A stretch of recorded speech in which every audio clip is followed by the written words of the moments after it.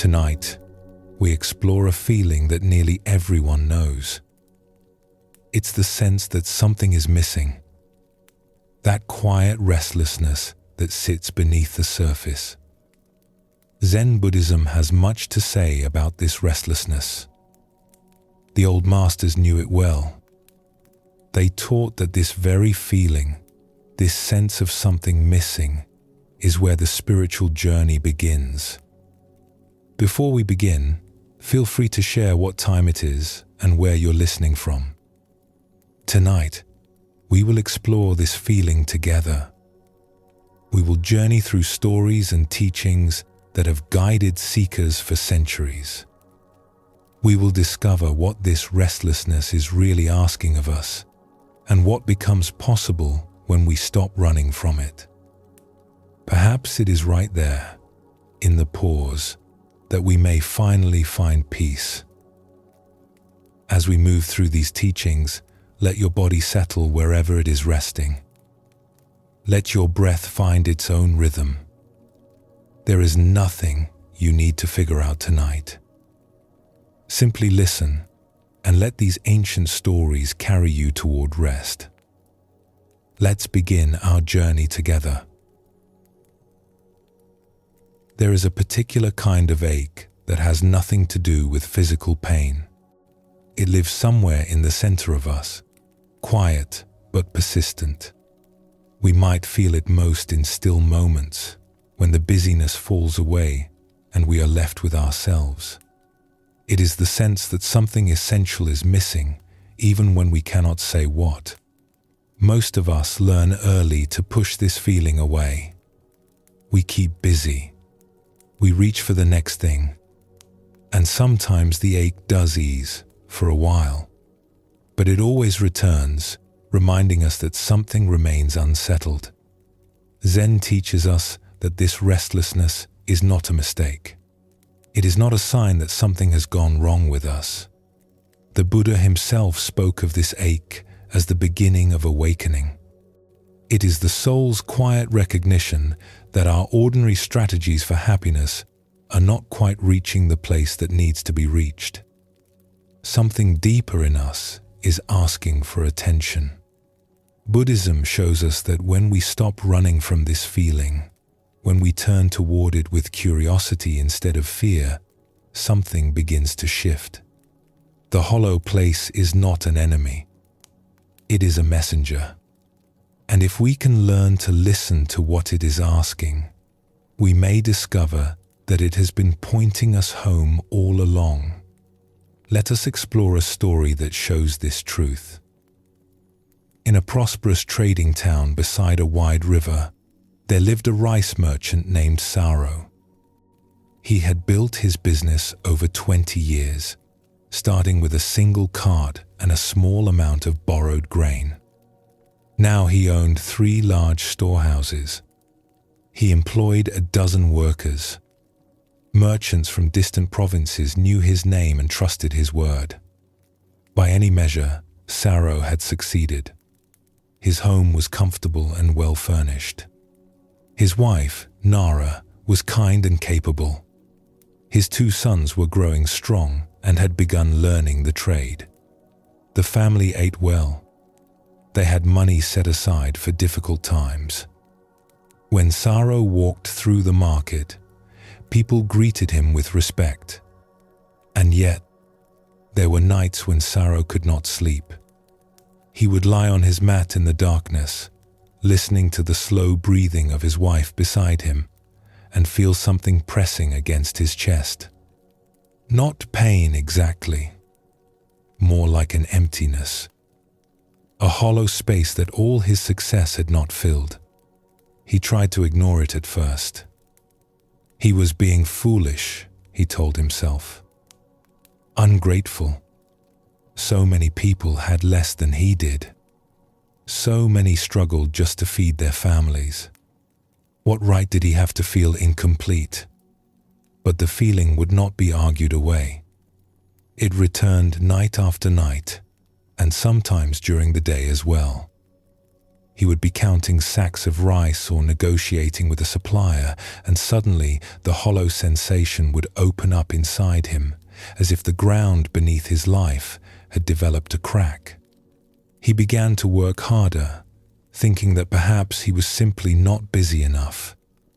He expanded the business, taking on new contracts, opening trade with a town further down the river. The work filled his days and exhausted his body. But in the quiet moments, the emptiness remained. He tried other things.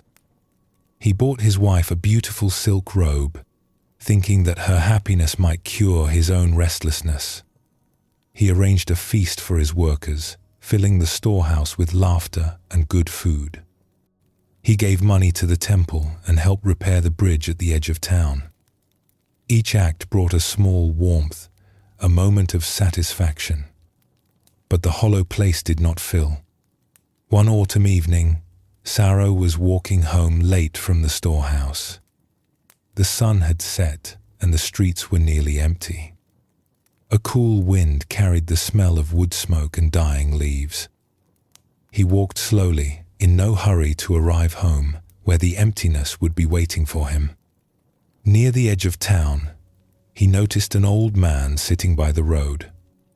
The man had a traveler's pack beside him and wore the simple clothes of someone who had been walking for many days. His hair was white, his face deeply lined, but his eyes were clear and calm. Something made Saro stop. Perhaps it was the stillness of the old man, the way he sat as if he had nowhere else to be. Perhaps it was simply the strangeness of seeing a stranger at this hour, in this quiet part of town. The old man looked up and smiled.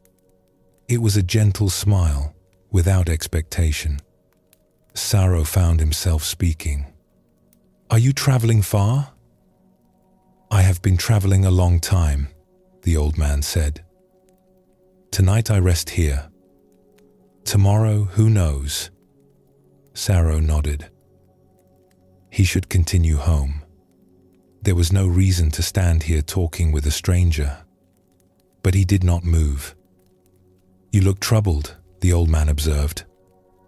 His voice was kind, without judgment. Saro was startled.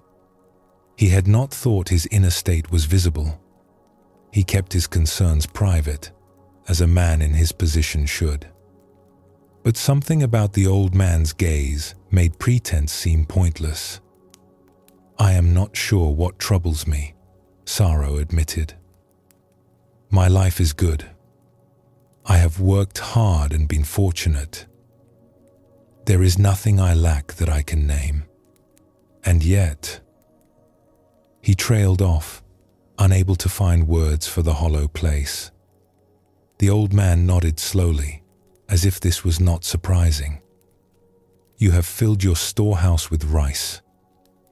But there is another storehouse you have neglected. One that rice cannot fill." Saro frowned. "What do you mean?" "You have spent 20 years building something outside yourself. A business, a reputation, a comfortable life. These are not bad things. But while you were building, something inside was waiting.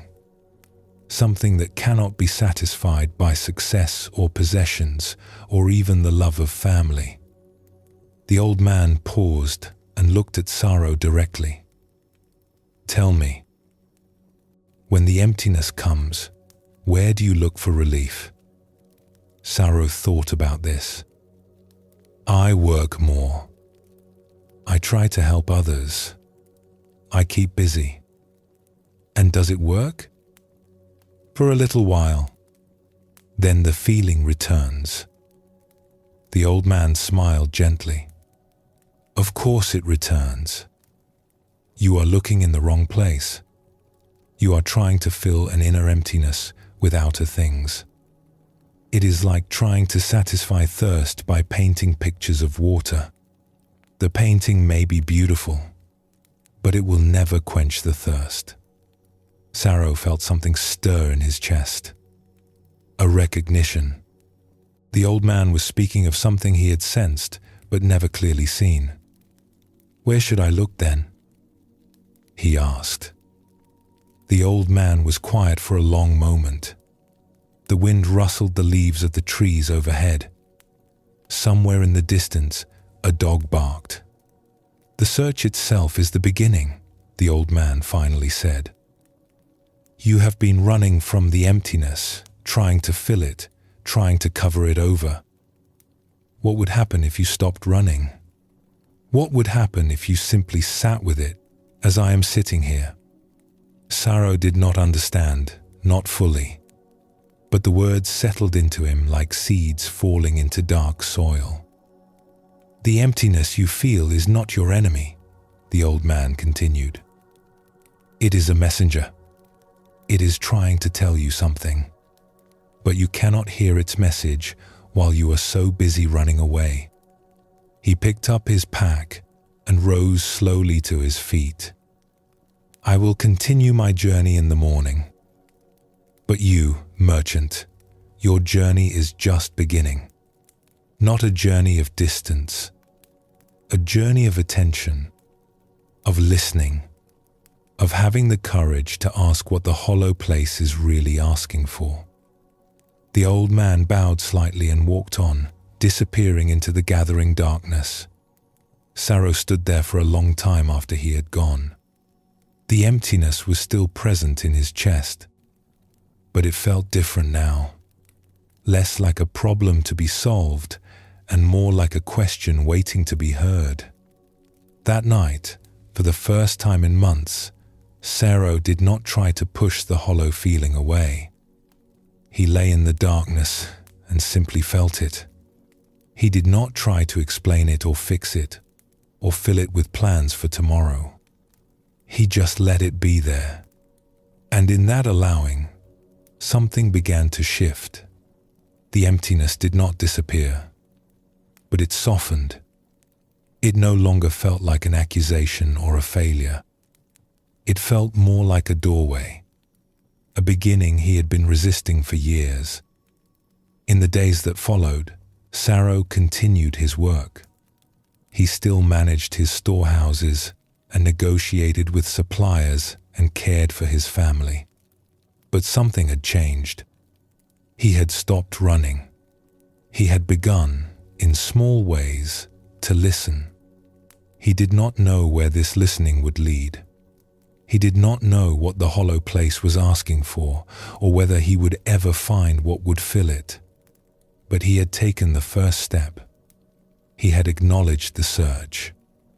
And that, as the old traveler had said, was the beginning. This story shows us something important about the feeling of emptiness. Saro had done everything right by the world's standards. He had worked hard. He had been responsible. He had built a good life. But none of this could touch the hollow place inside him. Zen teaches us that this restlessness is not a sign of failure. It is a sign of awakening. Something in us knows that material success, however valuable, cannot satisfy our deepest hunger. Something in us remembers a completeness we have lost touch with, and it will not stop calling until we turn and listen. The Buddha himself began his journey this way. He had wealth and comfort and everything a young prince could desire. Yet something in him remained unsatisfied. A question had awakened in him that palace walls could not answer.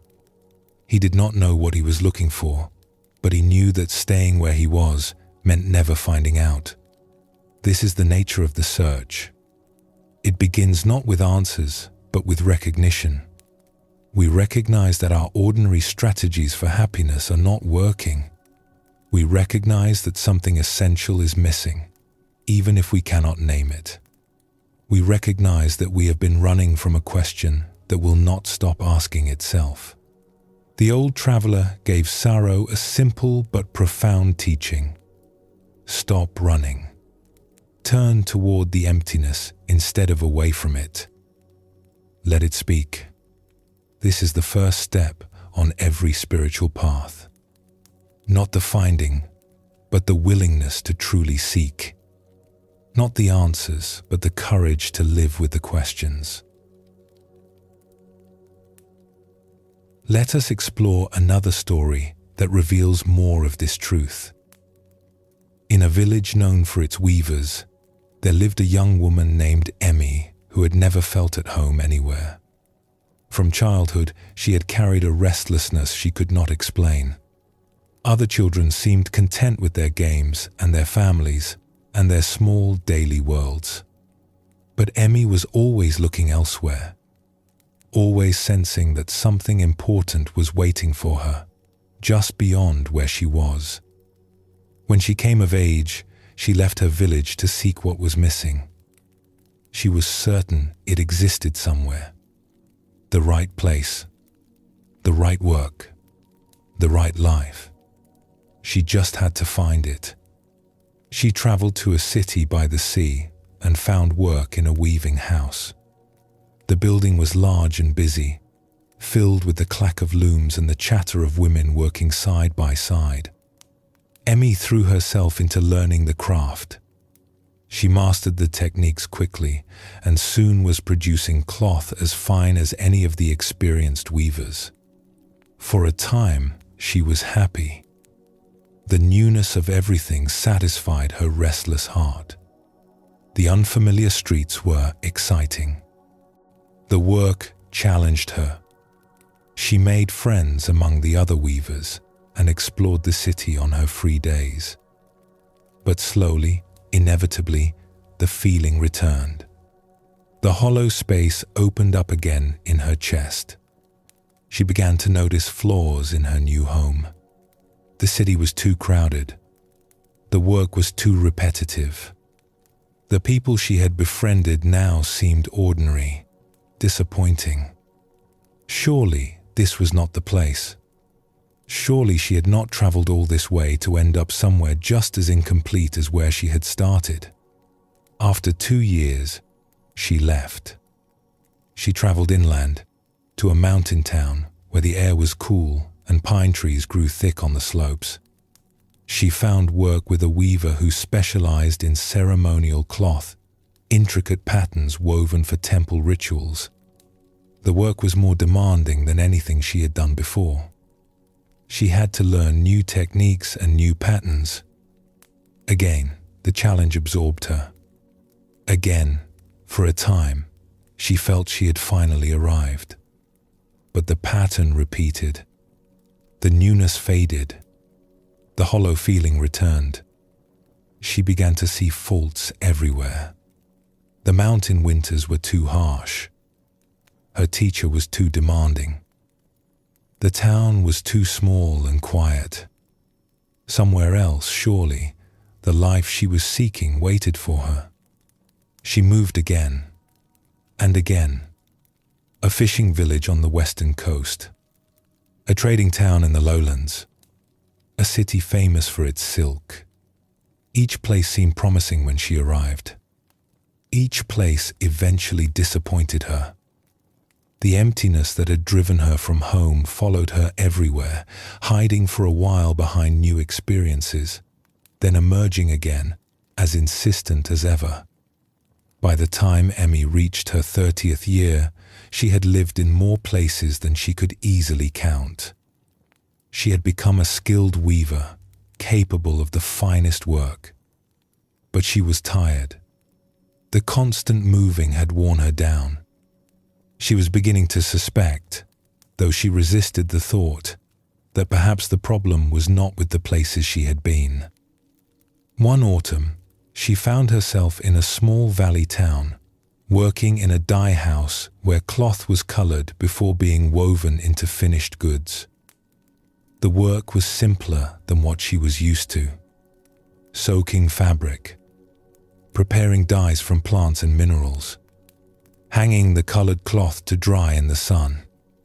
It was humble work, and she had taken it only because she needed money to continue traveling. The dye house was run by an elderly woman named Oki, who had been coloring cloth for over 50 years. Her hands were stained deep indigo from decades of work. Her movements were slow and deliberate, patient in a way that made Emmy restless just to watch. At first, Emmy kept to herself. She did her work and planned where she would go next. Perhaps the capital. Perhaps a town she had heard of, where weavers created patterns she had never seen. Anywhere but here, in this quiet valley, doing work that did not challenge her. But Oki had a way of drawing people out. She did not ask direct questions or pry into Emmy's past. She simply talked while they worked, sharing small stories, commenting on the colors, wondering aloud about this or that. And somehow, without intending to, Emmy found herself talking too. One afternoon, while they were preparing a batch of yellow dye from gardenia, Emmy mentioned that she had lived in many places. How many?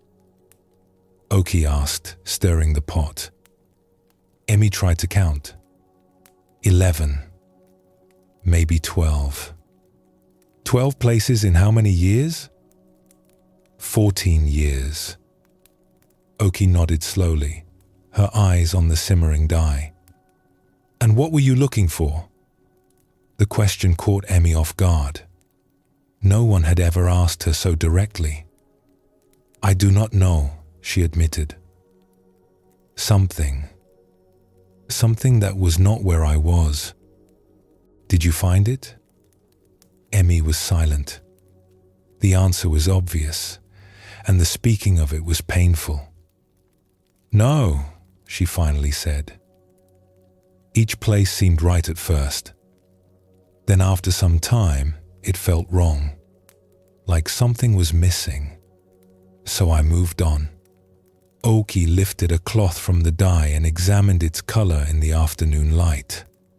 She seemed in no hurry to respond. I have lived in this valley my whole life, she said eventually. I was born in the house where I still sleep. I have worked in this dye house since I was a girl of 12. I have never traveled more than a day's walk from where we stand. She lowered the cloth back into the pot. When I was young, I felt what you describe. That restlessness. That sense of something missing. I used to stand at the edge of the valley and look at the mountains and wonder what was on the other side. I imagined that life there would be different, more vivid, more complete. Why did you not go? Emmy asked. My mother was sick. Someone had to care for her. And then the dye house needed workers. And then there were children of my own. There was always a reason to stay.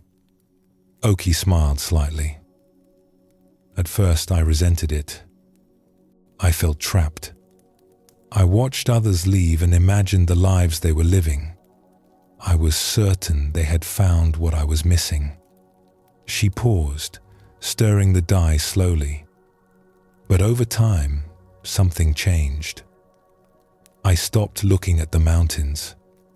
I started looking at what was in front of me, the colors emerging from the dye pots, the texture of the cloth in my hands, the way the light changed through the seasons, the faces of the people I worked with day after day. She turned to look at Emmy directly. Her eyes were kind but clear. I found that what I had been seeking was not somewhere else. It had been here all along. I had simply been too busy looking elsewhere to see it. Emmy felt a tightness in her chest. Something in Oki's words pressed against the hollowness she had carried for so long. But what if here is not enough? She asked. What if something really is missing? Oki nodded, as if this was the right question. Something is missing, but not what you think. What is missing is not a better place or a more exciting life. What is missing is your attention, your presence. You have been so busy searching that you have never fully arrived anywhere. You have been in many places, but present in none of them. She lifted another cloth from the dye, this one a deep golden yellow. Tell me, in all your travels, did you ever stop searching long enough to truly be where you were? Did you ever give yourself completely to a place, without part of you already planning your departure? Emmy tried to think of a time when she had. She could not. Even in her happiest moments in each new town, some part of her had been watching for signs of wrongness. Some part of her had been ready to leave. The emptiness follows you because you carry it with you, Oki said gently. You have been trying to leave it behind, but it lives in you, not in the places. No amount of moving will help you escape something that travels inside your own heart. Emmy felt tears pressing at her eyes. She had spent 14 years running. 14 years believing that the next place would be different. And here was this old woman who had never left her valley, telling her something she had always known but refused to see. "What do I do?" she asked, her voice small. Oki rinsed her hands in a basin of clean water. The movement was slow and careful, as if even this simple act deserved full attention. You stop running. You stop believing that wholeness is waiting somewhere else. You begin to look for it here, not in this valley necessarily, but wherever you are, right now, in this moment. You give your full attention to what is in front of you and see if the emptiness is still so empty. She dried her hands on a worn cloth and looked at Emmy with something like affection. You are a fine weaver. I can see it in your hands. But you have never truly woven anywhere. You have always been half present, half gone. What would happen if you stayed? Not forever, but long enough to actually be here? Long enough to find out if the problem is with the places or with the way you have been passing through them. Emmy stayed in the valley that winter. She had not planned to. She had intended to leave as soon as she had earned enough money. But something in Oki's words had unsettled her usual pattern. She wanted to test it. She wanted to see if the old woman was right. The days grew short and cold. The dye work continued, slower now, with longer periods between batches. Emmy had time to walk the valley paths, to learn the names of the families who lived nearby, to sit in the evenings by Oki's fire and listen to stories of a life lived entirely in one place. And gradually, without dramatic transformation, something shifted. The hollowness was still there. She could feel it when she sat quietly. But it no longer drove her with the same urgency. She was able to let it be present without immediately planning her escape. She began to notice things she would have overlooked before. The particular shade of blue the mountains turned at dusk. The way the snow silenced everything, creating a stillness she had never experienced in all her travels. The satisfaction of watching a cloth emerge from the dye pot, its color exactly right. She was not suddenly happy. She was not suddenly complete, but she was present in a way she had never been before. And in that presence, she discovered something unexpected. The hollow place was not asking her to find a better location. It was asking her to truly arrive, to stop running long enough to meet her own life. Spring came, and Emmy had a choice to make. She could continue traveling, as she had always done, or she could stay.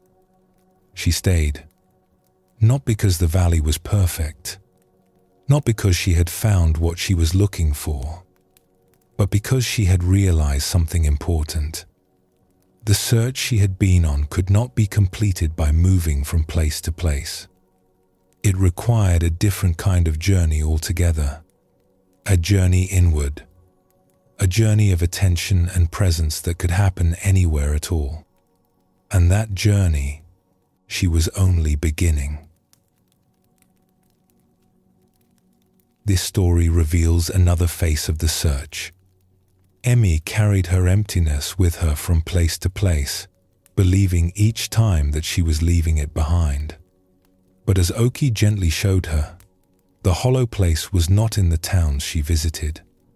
It was in herself. No amount of traveling could take her away from something that lived inside her own heart. Buddhism teaches that we often look for satisfaction in the wrong places. We believe that if we can arrange our external circumstances properly, if we can find the right partner or the right work or the right home, we will finally feel complete. But external arrangements, however pleasant, cannot touch the inner emptiness. They can distract us from it for a while. They can provide comfort and enjoyment. But they cannot fill what only presence can fill. The Buddha spoke of this tendency as a kind of thirst that is never satisfied by the things we drink. We consume experience after experience, pleasure after pleasure, achievement after achievement, and still we thirst. Not because the experiences are worthless, but because they are not what we are really thirsty for. Emmy's discovery was not that she should stop traveling or that one place was better than another. It was that she had never truly been where she was. She had spent 14 years in motion, but she had never arrived. Her attention was always split between where she was and where she might go next. The search for what is missing begins to transform when we realize this. When we see that the emptiness is not caused by our location or our circumstances, when we understand that what we seek cannot be found by looking elsewhere, then the search can turn inward. Then we can begin the deeper journey that the restlessness has been calling us toward all along. Take a gentle breath now. Feel the air entering your body and feel it leaving. Simply rest here, allowing this moment to hold you just as it is.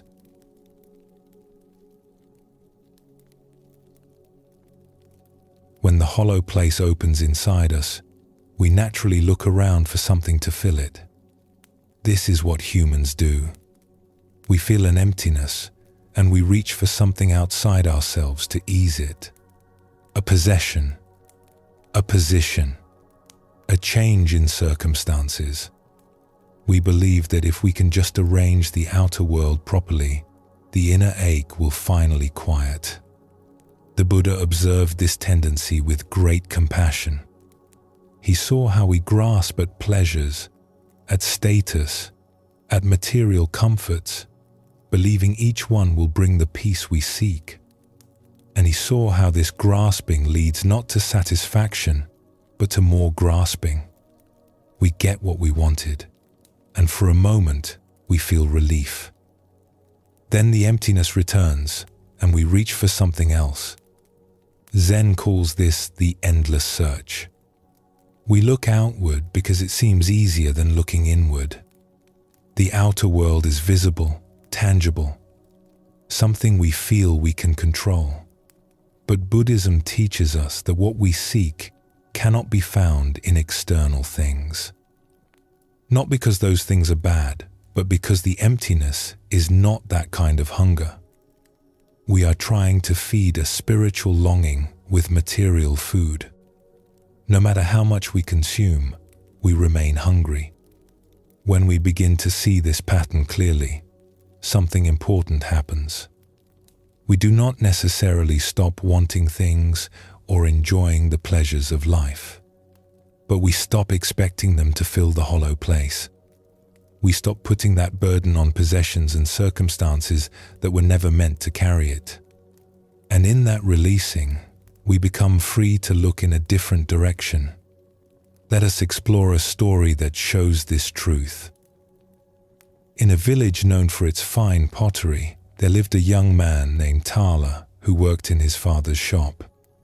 Each day he mixed clay, shaped vessels on the wheel, and loaded the kiln with pieces to be fired. It was honest work, and his family had done it for generations. But Tala was not content.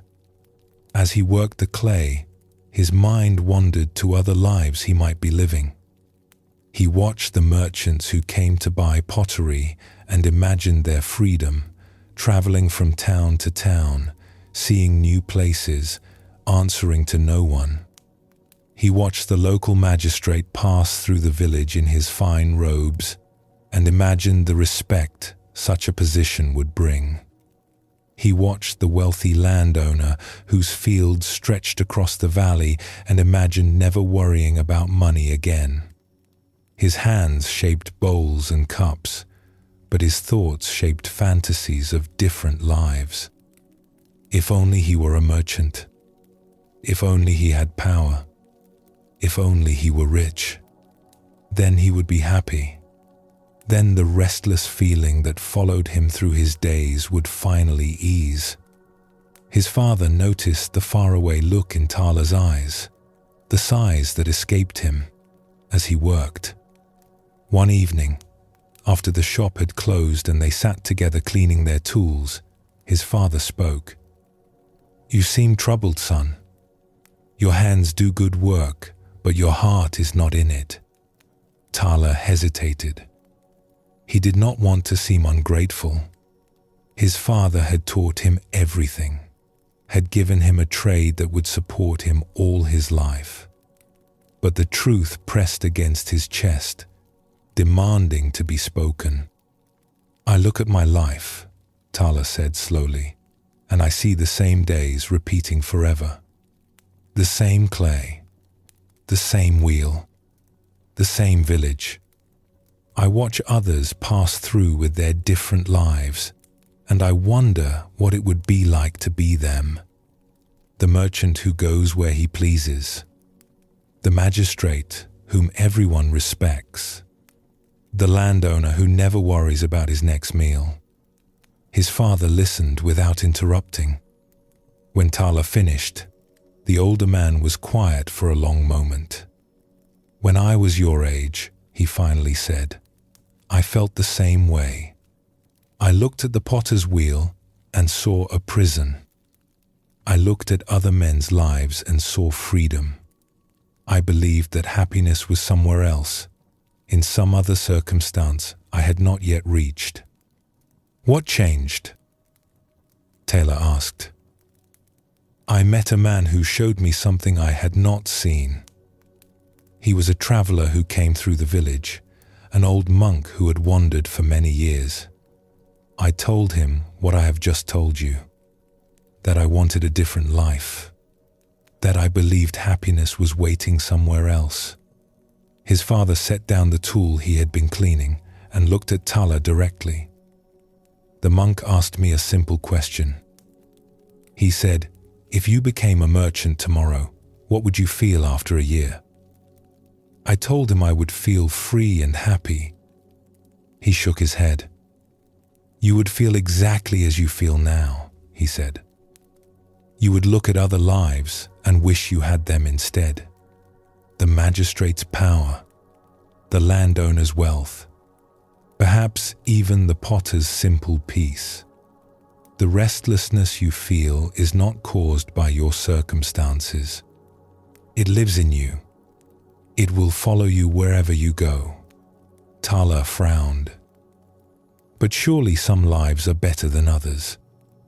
Surely the rich man is happier than the poor man."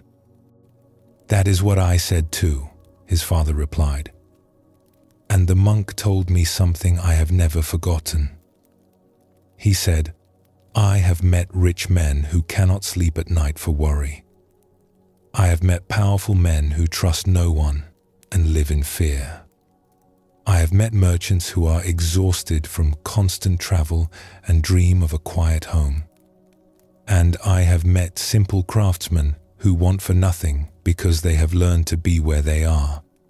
Happiness is not a place you can travel to. It is a way of being where you already are. Tala was not convinced. It sounded like something people said to make themselves feel better about not having more. His father seemed to sense his doubt. I did not believe him either, so I tested it.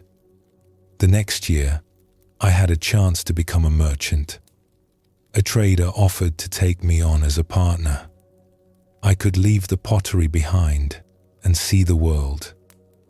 You never told me this, Tala said, surprised. I took the offer. I traveled for 2 years, buying and selling goods across 3 provinces. I saw cities I had only heard of in stories. I ate foods I had never tasted. I slept in fine inns and met people from distant lands. What happened? His father smiled, but there was something sad in it. The monk was right.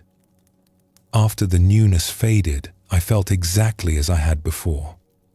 The same restlessness, the same sense that something was missing. I would lie awake in comfortable beds in beautiful cities and feel the same hollow ache I had felt in my father's pottery shop. I began to look at other lives and wish I had them instead. The successful merchants seemed happier than me. The scholars seemed more fulfilled.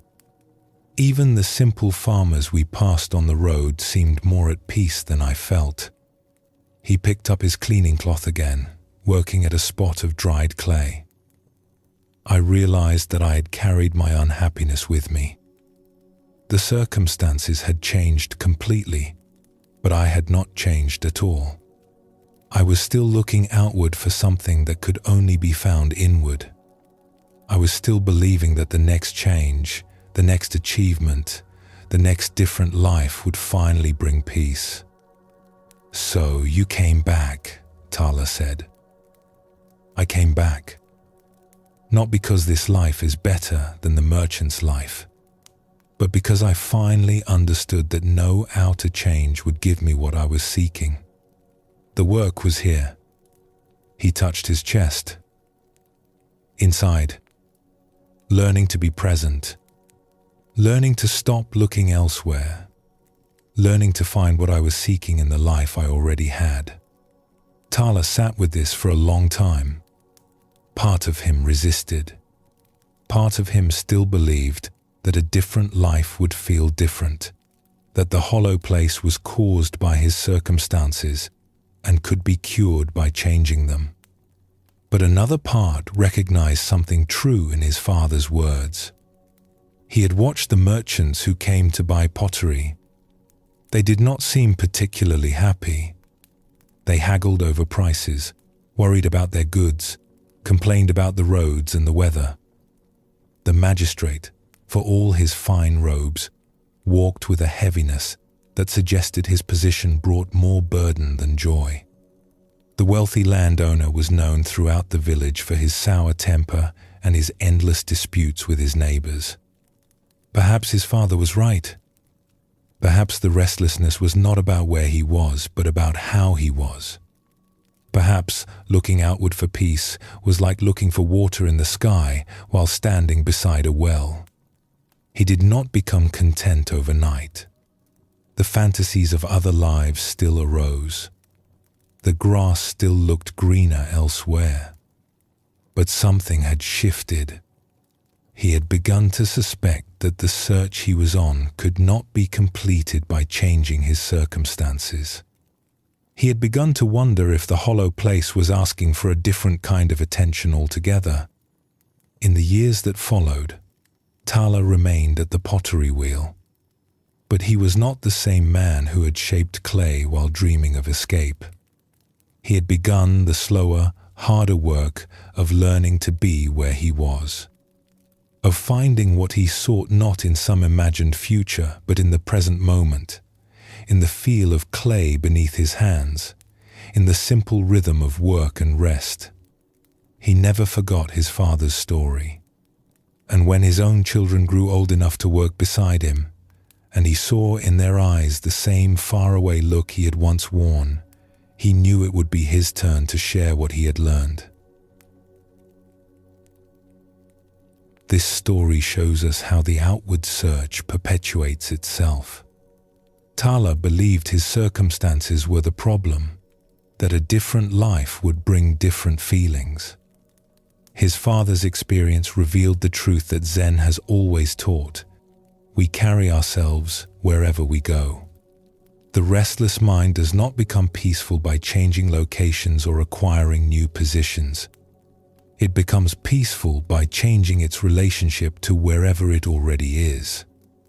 The Buddha spoke often of this pattern. He called it the wheel of craving. We want something, we get it, we enjoy it briefly, and then we want something else. The wheel keeps turning because we keep believing that the next thing will finally satisfy us. But satisfaction does not come from getting. It comes from releasing the belief that getting will make us whole. This does not mean we should not have goals or enjoy the good things of life. Buddhism is not about deprivation or forcing ourselves to want nothing. It is about seeing clearly where peace actually comes from. When we stop expecting external things to fill the inner emptiness, we can enjoy them for what they are without burdening them with impossible expectations. We can appreciate a meal without needing it to make us happy. We can enjoy success without needing it to make us complete. The search for fulfillment through external things is exhausting because it never ends. There is always something more to acquire, some better circumstance to achieve, some other life that looks more appealing than our own. Zen invites us to step off this wheel, not by giving up on life, but by giving up on the belief that life must be different before we can be at peace. Let us explore another story that reveals more of this truth. In a city known for its artisans and traders, there lived a woman named Mina who had a gift for finding beautiful things. She had an eye that could spot quality instantly, and a memory for where rare items might be found. Over the years, she had filled her home with objects of remarkable beauty. There were ceramic bowls glazed in colors that seemed to glow from within. There were wooden carvings, so detailed that the figures seemed about to move. There were textiles woven with patterns passed down through generations of craftspeople. Each piece had been chosen carefully, sought out with patience, and acquired with satisfaction. Mina loved the moment of finding, the thrill of spotting something special in a crowded market stall, the negotiation with the seller, the walk home with the new treasure wrapped carefully in cloth. In those moments, she felt complete.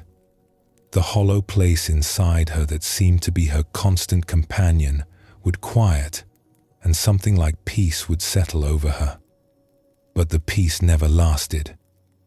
Within days, sometimes hours, the old restlessness would return. The new acquisition would take its place among the others, becoming familiar, losing its shine. And Mina would find herself looking again, scanning the market stalls, asking traders about rare pieces, planning her next find. She knew, on some level, that this pattern was strange. Her home was already full. She had more beautiful objects than she could properly appreciate. Some sat on shelves she rarely looked at. Others were packed away in storage rooms because there was no space to display them. And yet, she kept searching, kept acquiring, as if the next piece would finally be the one that satisfied her for good. One autumn, a new shop opened near the central market. It was run by an elderly woman named Akari, who had traveled widely in her youth and collected objects from distant lands. The shop was small and cluttered, every surface covered with items Mina had never seen before. Mina became a regular visitor. She would spend hours examining the strange and beautiful things Akari had gathered, asking about their origins, learning the stories behind them. And she bought, of course, a painted screen from across the sea, a stone figure worn smooth by centuries of handling, a bronze bell whose tone seemed to hang in the air long after it had been struck. Akari watched her with interest. The old woman said little at first, simply answering questions about her wares and accepting payment for the pieces Mina chose. But as the weeks passed and Mina returned again and again, Akari began to engage her in conversation. One afternoon, as Mina examined a small jade pendant, Akari asked, "How many of these do you have at home?" Mina looked up, confused. "Jade pendants? I do not think I have any like this one." "Beautiful things," Akari clarified. "Objects you have collected. How many would you say?" Mina tried to count in her head and found she could not. "I do not know. Many. Several rooms full.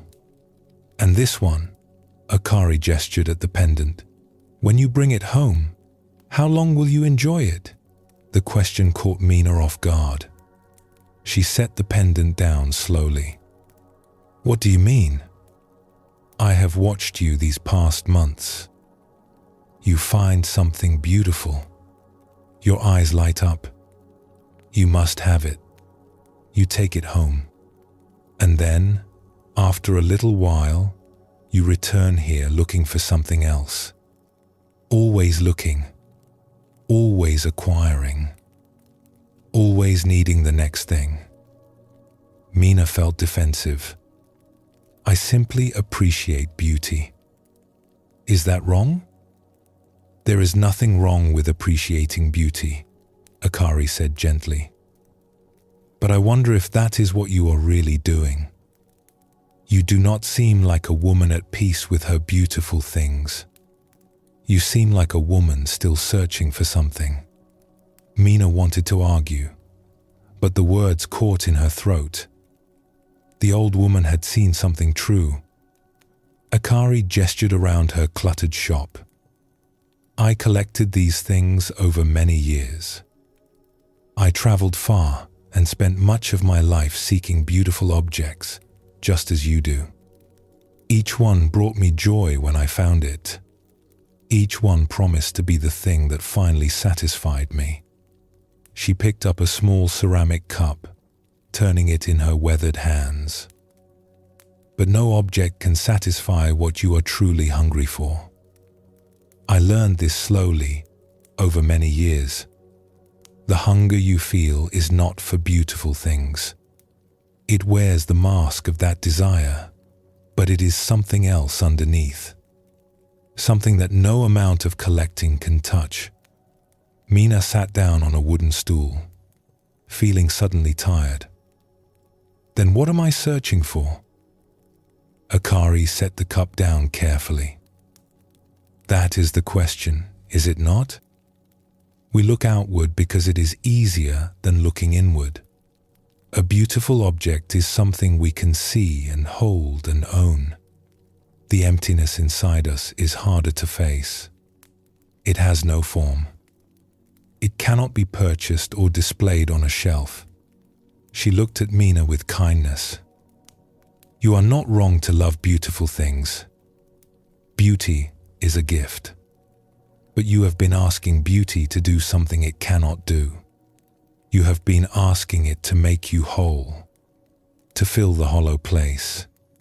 And each time it fails, you blame the object and seek another one. The problem is not with the objects. The problem is with what you are asking them to provide." Mina thought about her home, stuffed with treasures she barely looked at anymore. She thought about the brief thrill of each acquisition and the disappointment that always followed. She thought about how the searching never ended, how the satisfaction never lasted, how she was always looking for the next thing, even as she carried the current thing home. "What do I do?" she asked quietly. Akari smiled. "You have already begun. You are asking the question, Most people never get that far. They keep searching and acquiring their whole lives, never stopping to wonder why it does not work. She moves slowly around the shop, straightening objects, adjusting displays. The next time you feel that pull toward a beautiful thing, pause. Ask yourself what you are really hoping it will give you. Peace? Completeness? The end of restlessness? No object can provide these things. When you see this clearly, the desperate quality of the searching begins to fade. You can still enjoy beauty, but you stop expecting it to save you. Mina did not buy anything that day. She walked home through the market streets, past stalls filled with items that would have caught her eye before, and felt something different. The pull was still there. The habit of looking was strong. But there was also a new awareness. A small voice asking, "What am I really searching for?" In the weeks that followed, Mina began to experiment. When the urge to acquire arose, she would sit with it instead of immediately acting. She would feel the restlessness in her chest, the belief that something out there would ease it. And she would ask the question Akari had taught her. What am I really hoping this will give me? The answer was always the same. Peace, completeness, an end to the endless wanting. And when she saw this clearly, the power of the urge would soften. Not disappear entirely, but loosen its grip. She began to see that she had been asking the wrong question all along. Not which beautiful thing should I acquire next, but why do I believe acquiring will help? She visited Akari often that winter. Not to buy, but to talk. The old woman had walked this path before her and knew its turns. The search outward is not bad, Akari told her once. It is just incomplete. We have to look outward for a while to discover that what we seek is not there. Every beautiful thing you collected was a teacher. Each one showed you that acquisition does not satisfy. You needed many teachers before you were ready to learn the lesson. Mina began to look at her collection differently. The objects were still beautiful, but they no longer carried the weight of her expectations. They were simply what they were. Bowls and carvings and textiles. Pleasant to look at, but not responsible for her happiness. And in that releasing, something unexpected happened. She began to actually see them for the first time. Without the desperate need for them to provide something, she could appreciate what they actually offered. The grain of the wood, the depth of the glaze, the patience of the weaver who had created each pattern. She had been so focused on what the objects might give her that she had never truly received what they had to offer. Spring came, and Mina found herself in Akari's shop less often. The compulsion that had driven her there was fading. She still appreciated beauty when she encountered it, but she no longer needed to own it, to possess it, to take it home and add it to her hoard. The hollow place was still present. It had not disappeared, but she had stopped asking beautiful objects to fill it. She had begun to turn her attention in a different direction, toward the emptiness itself, toward the question of what it really wanted. And that, as Akari had told her, was where the true search began. Zen teaches us that attachment creates suffering not because the things we attach to are bad, but because we ask them to provide something they cannot give.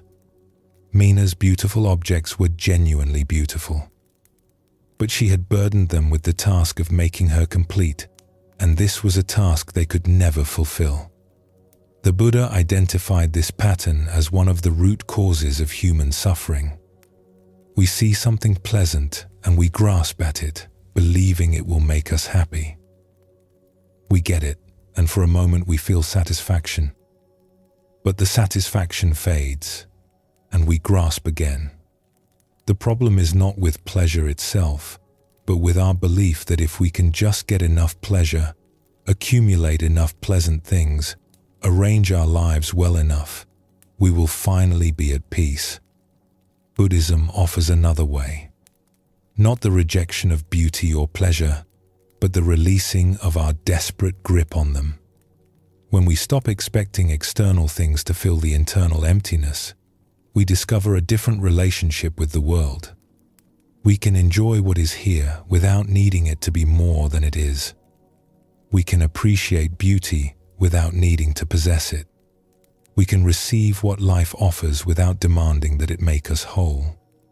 This releasing is not a loss. It is a liberation. Mina's collection did not bring her less joy when she stopped expecting it to save her. It brought her more. She could finally see what was actually there instead of what she hoped it would provide. The outward search is where most of us begin. We look for peace in possessions, in achievements, in circumstances. This is natural and human. But at some point, if we are paying attention, we notice that it is not working. The things we acquire do not satisfy us for long. The circumstances we arrange do not bring lasting peace. And in that noticing, we become ready to look in a different direction. Take a gentle breath now. Let your body settle a little deeper into rest. There is nothing you need to acquire right now. Nothing you need to seek.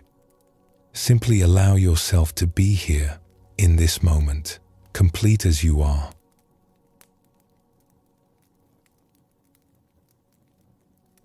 There is a tiredness that comes not from work but from wanting. We may not notice it at first. The desire for more, for better, for different, feels like energy. It drives us forward, keeps us striving, gives our days a sense of purpose. But underneath this forward motion, something is being spent.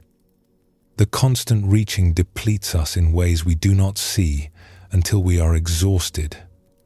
Zen teaches us that wanting itself is a kind of labor. Each desire we carry is a weight. Each hope that things will be different is a burden we shoulder.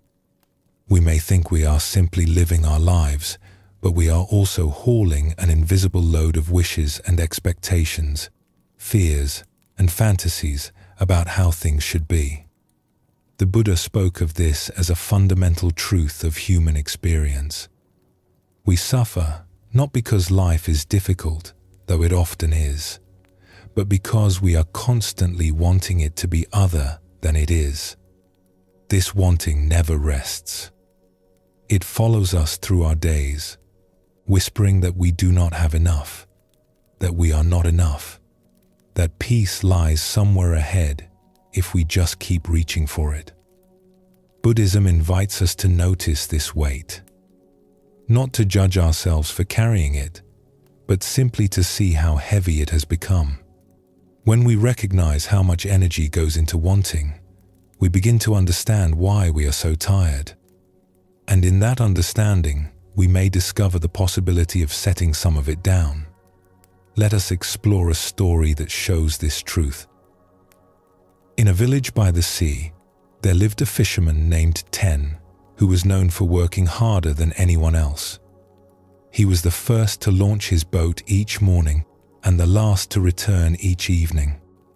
While other fishermen rested during storms or took days off to be with their families, Ten was always planning, always preparing, always thinking about the next catch. He had not always been this way. As a young man, he had fished the way his father had taught him, going out when conditions were good, resting when they were not, taking what the sea offered without grasping for more. It had been a simple life, and for a time, it had been enough. But something had shifted in him over the years.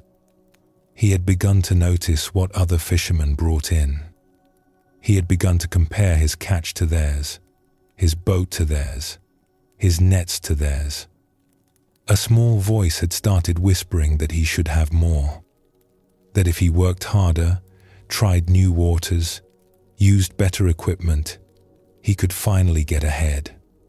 The voice grew louder as the years passed.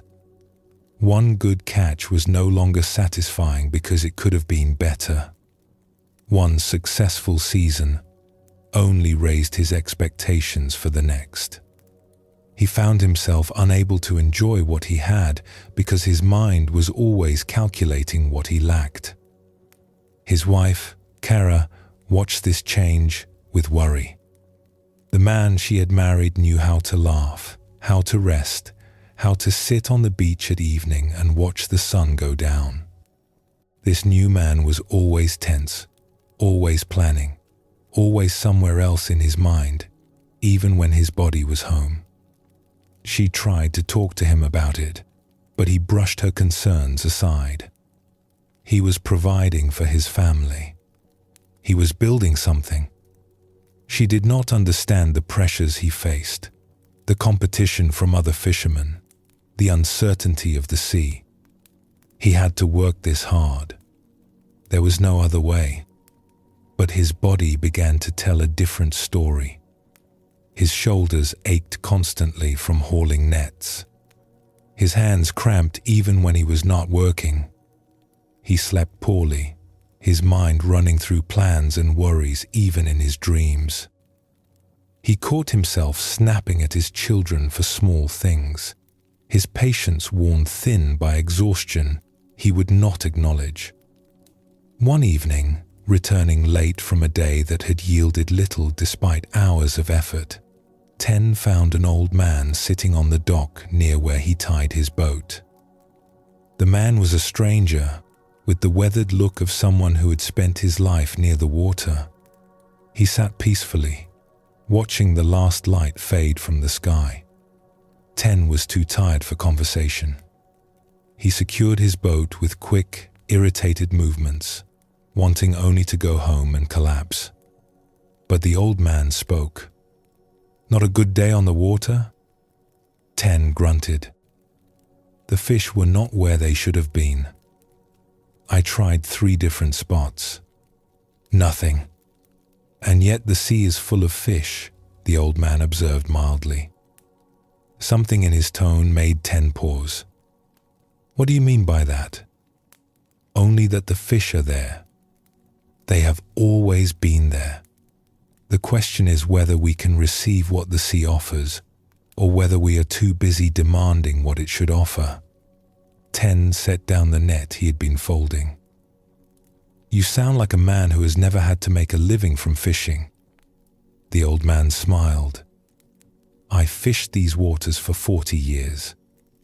This very dock is where I used to tie my boat."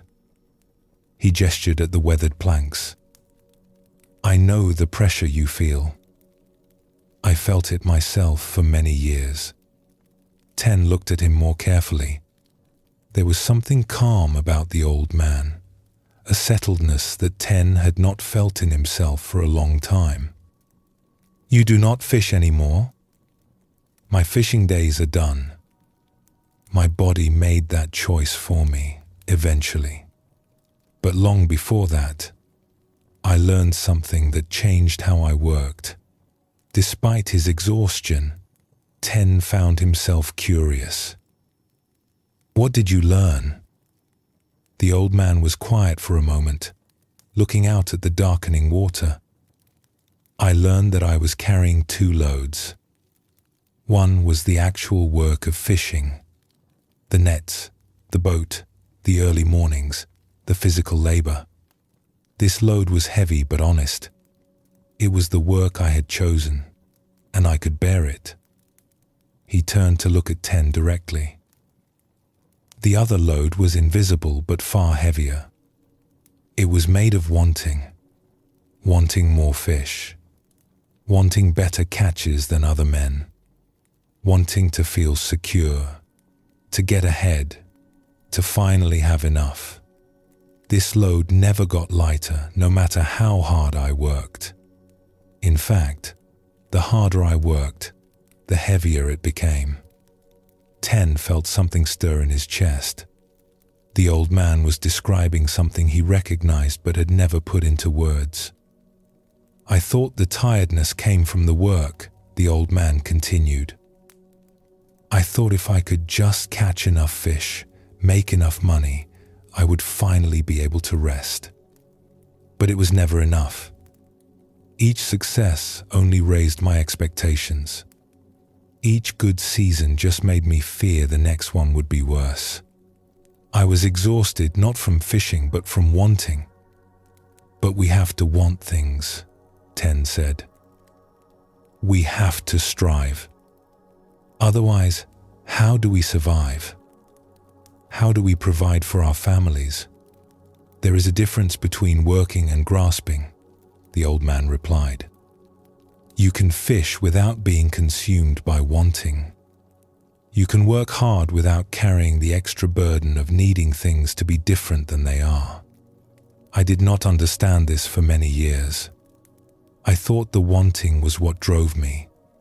I did not see that it was what was draining me. 10 sat down heavily on the dock. His body ached. His mind was tired. And somewhere beneath both, he could feel what the old man was describing. A constant tension. A perpetual reaching. A weight he had been carrying so long he had forgotten it was there.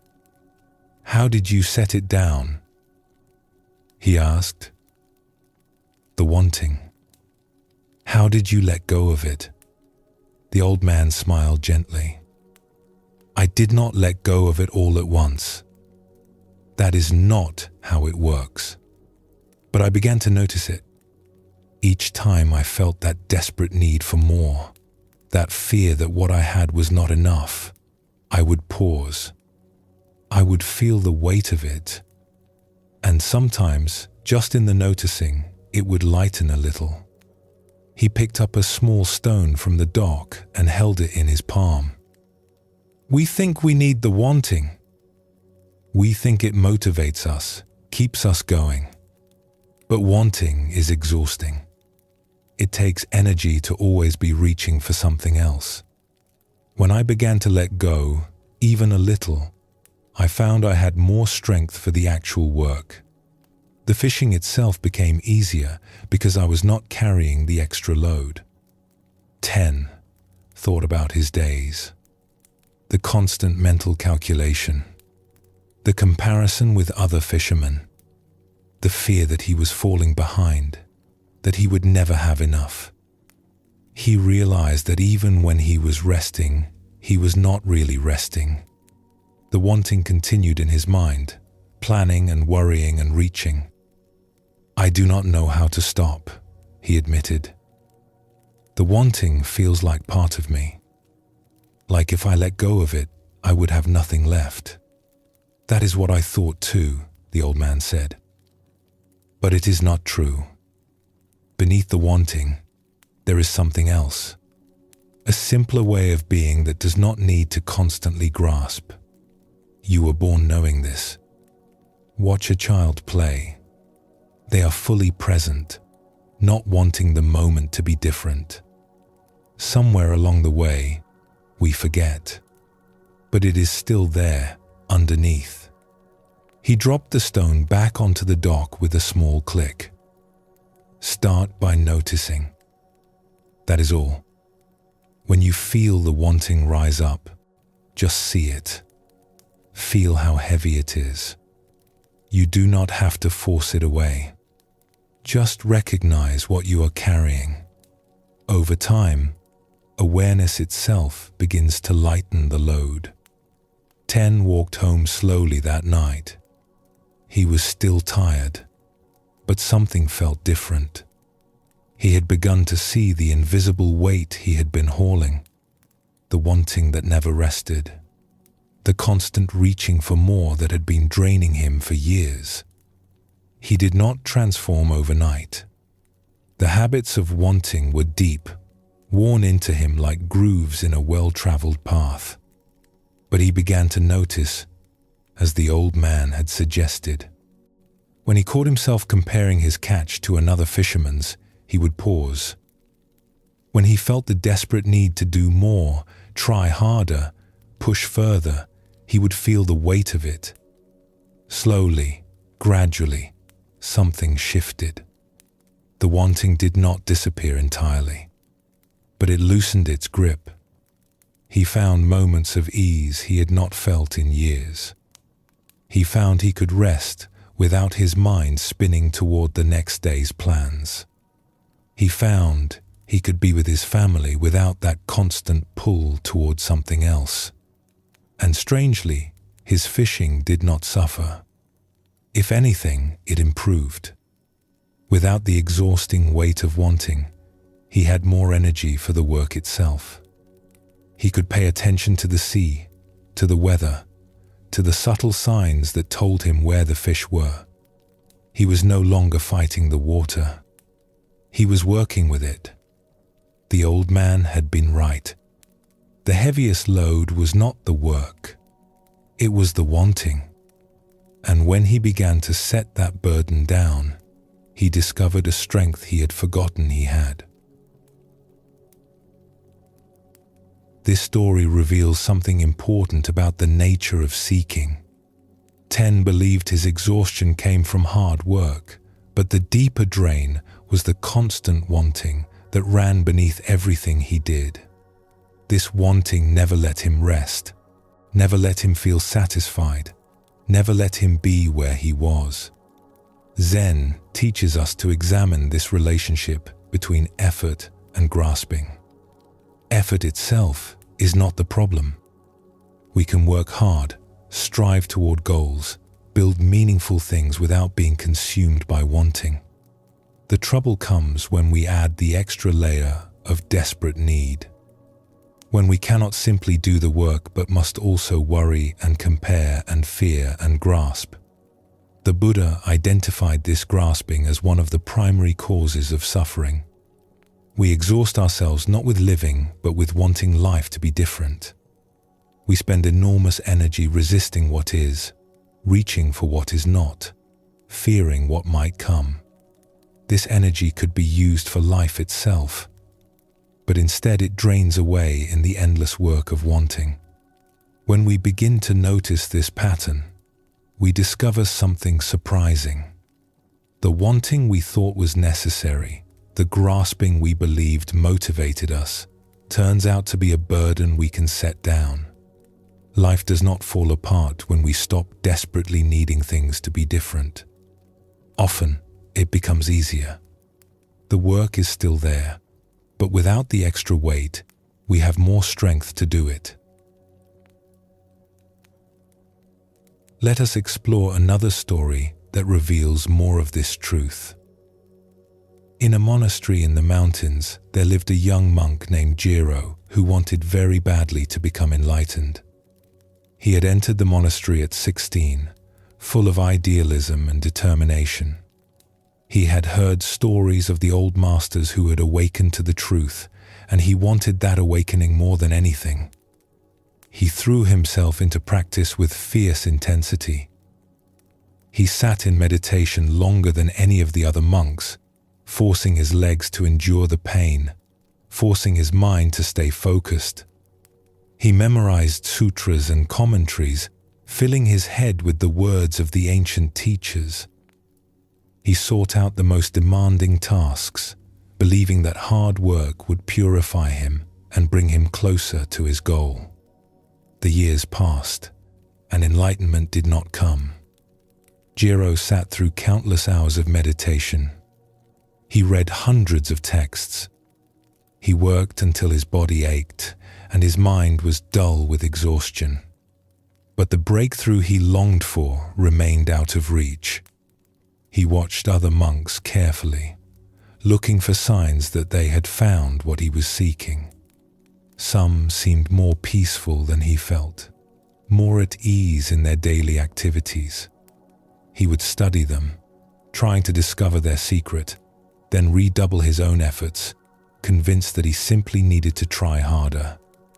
By his 10th year at the monastery, Jiro was exhausted in a way that sleep could not cure. His meditation had become a grim battle. His study felt like pushing a boulder uphill. The joy he had once felt in practice had long since faded, replaced by a desperate determination that brought no peace. One afternoon, the old cook who worked in the monastery kitchen noticed Jiro sitting alone after the midday meal. The young monk looked haggard, his face tight with strain. The cook was a simple man named Bao who had worked in the kitchen for over 30 years. He was not known for giving teachings or engaging in philosophical discussions. He just cooked. He prepared rice and vegetables and tea day after day with a quiet steadiness that most of the monks barely noticed. Bao sat down across from Jiro with a cup of tea. "You look like a man carrying a heavy stone up a mountain." Jiro was surprised. The cook rarely spoke to anyone beyond what was necessary for his work. "I'm trying to make progress in my practice," he said. "It is more difficult than I expected." "Progress toward what?" "Enlightenment. Understanding. The breakthrough the masters speak of." Bao nodded slowly, sipping his tea. "And how long have you been trying?" 10 years. 10 years of trying. That is a long time to carry a heavy stone. Jiro felt defensive. "The path is difficult. The masters say it requires great effort." "They do say that," Bao agreed. "But I wonder what kind of effort they mean." He set down his cup and looked at Jiro with unexpectedly sharp eyes. "When I first came to this monastery, I wanted enlightenment too. I sat in meditation until my back screamed. I studied until my head ached. I tried and tried and tried. What happened? I was assigned to the kitchen. I was disappointed at first. I thought kitchen work was a distraction from real practice. I wanted to be in the meditation hall with the serious monks, not peeling vegetables." He smiled at the memory. "But I had no choice. So I peeled vegetables. I washed rice. I stirred pots and cleaned floors and did what was in front of me to do. And slowly, without intending it, something changed." Jiro leaned forward slightly. "What changed?" "I stopped trying so hard. In the kitchen, there was no time for desperate seeking. There was just the work. The rice needed to be cooked. The vegetables needed to be cut. I could not sit there longing for enlightenment while the soup boiled over." He picked up his cup again, turning it in his weathered hands. "I discovered that the wanting was the problem. I had been so busy reaching for awakening that I could not be awake to the present moment. I was always somewhere else in my mind, imagining the breakthrough that would come someday. Meanwhile, the only moment that actually existed was passing by unnoticed." Jiro felt something loosen in his chest. The cook was describing exactly what he experienced but had never questioned.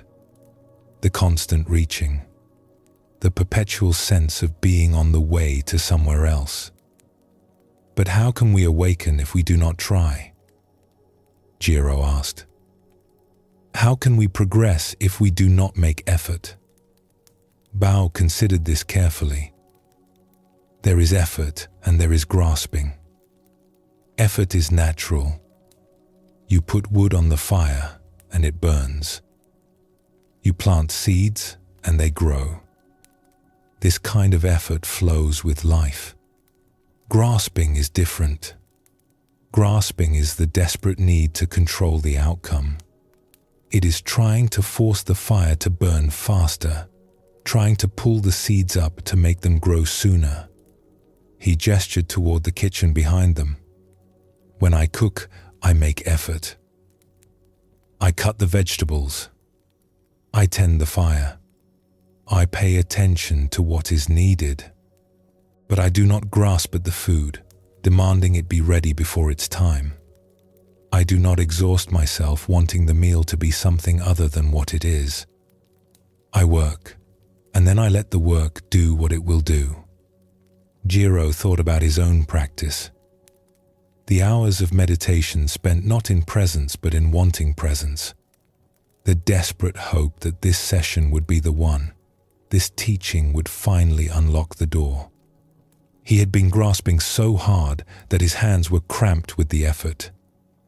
"You are tired," Bao said gently, "because wanting is exhausting work. You have been trying to force something that cannot be forced. Awakening is not a destination you can march toward by trying harder. It is more like falling asleep. The harder you try to sleep, the more awake you stay. You have to let go, allow it to come, stop gripping so tightly. But what do I do? Just stop practicing? No. Keep practicing.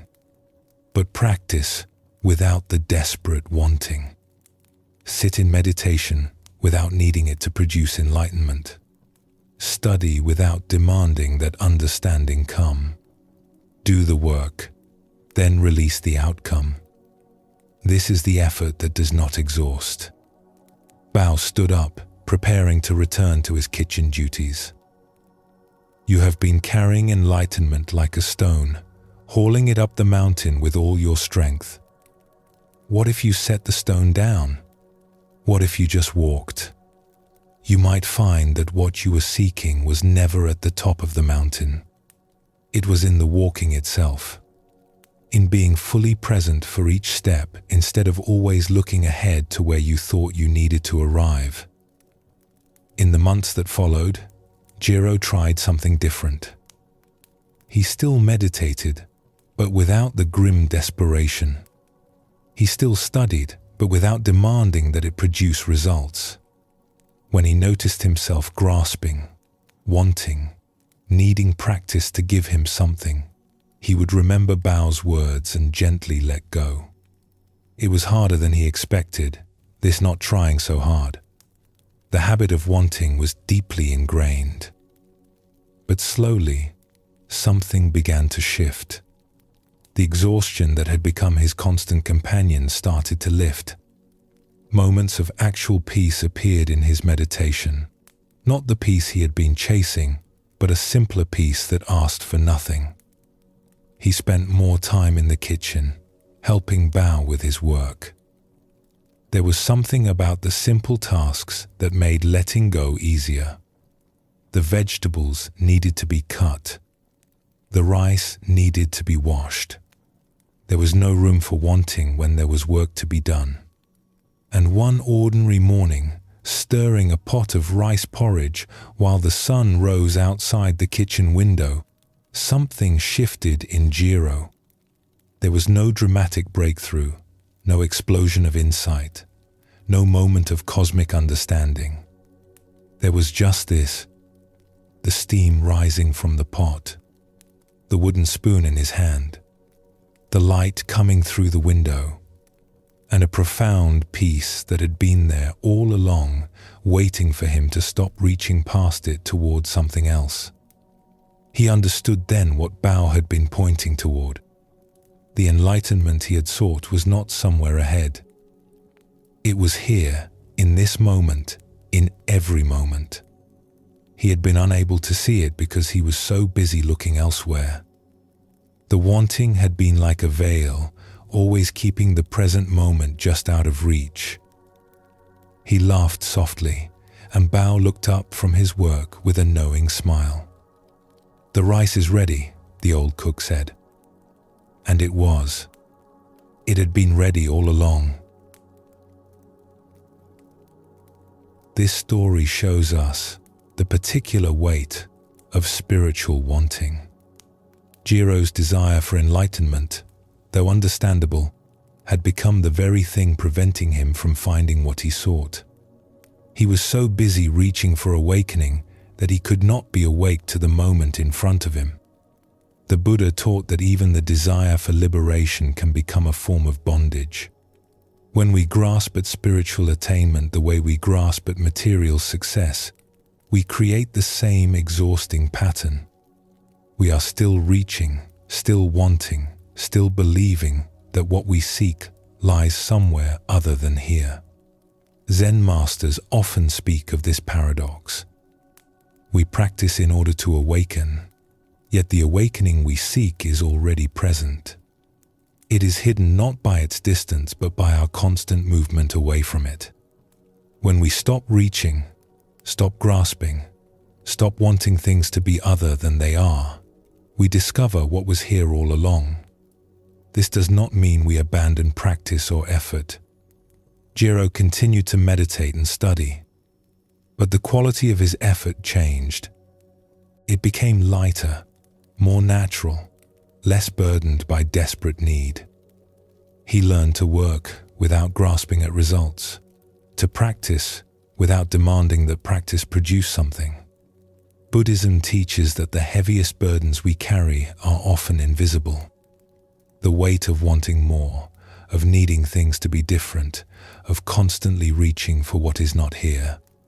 When we begin to notice these burdens, to feel how heavy they have become, we take the first step towards setting them down. And in that lightening, we discover an energy and a peace we had forgotten were possible. Take a gentle breath now. Feel how your body is already resting, already breathing, already at peace in this moment.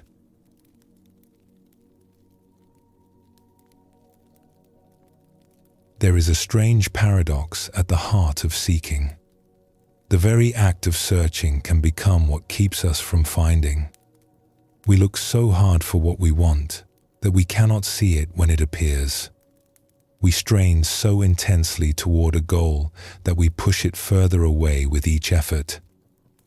Zen teaches us that this paradox runs through all of spiritual life. We seek peace, but the seeking creates agitation. We want to be present, but the wanting pulls us out of presence. We search for our true nature, but the searching implies it is somewhere other than here.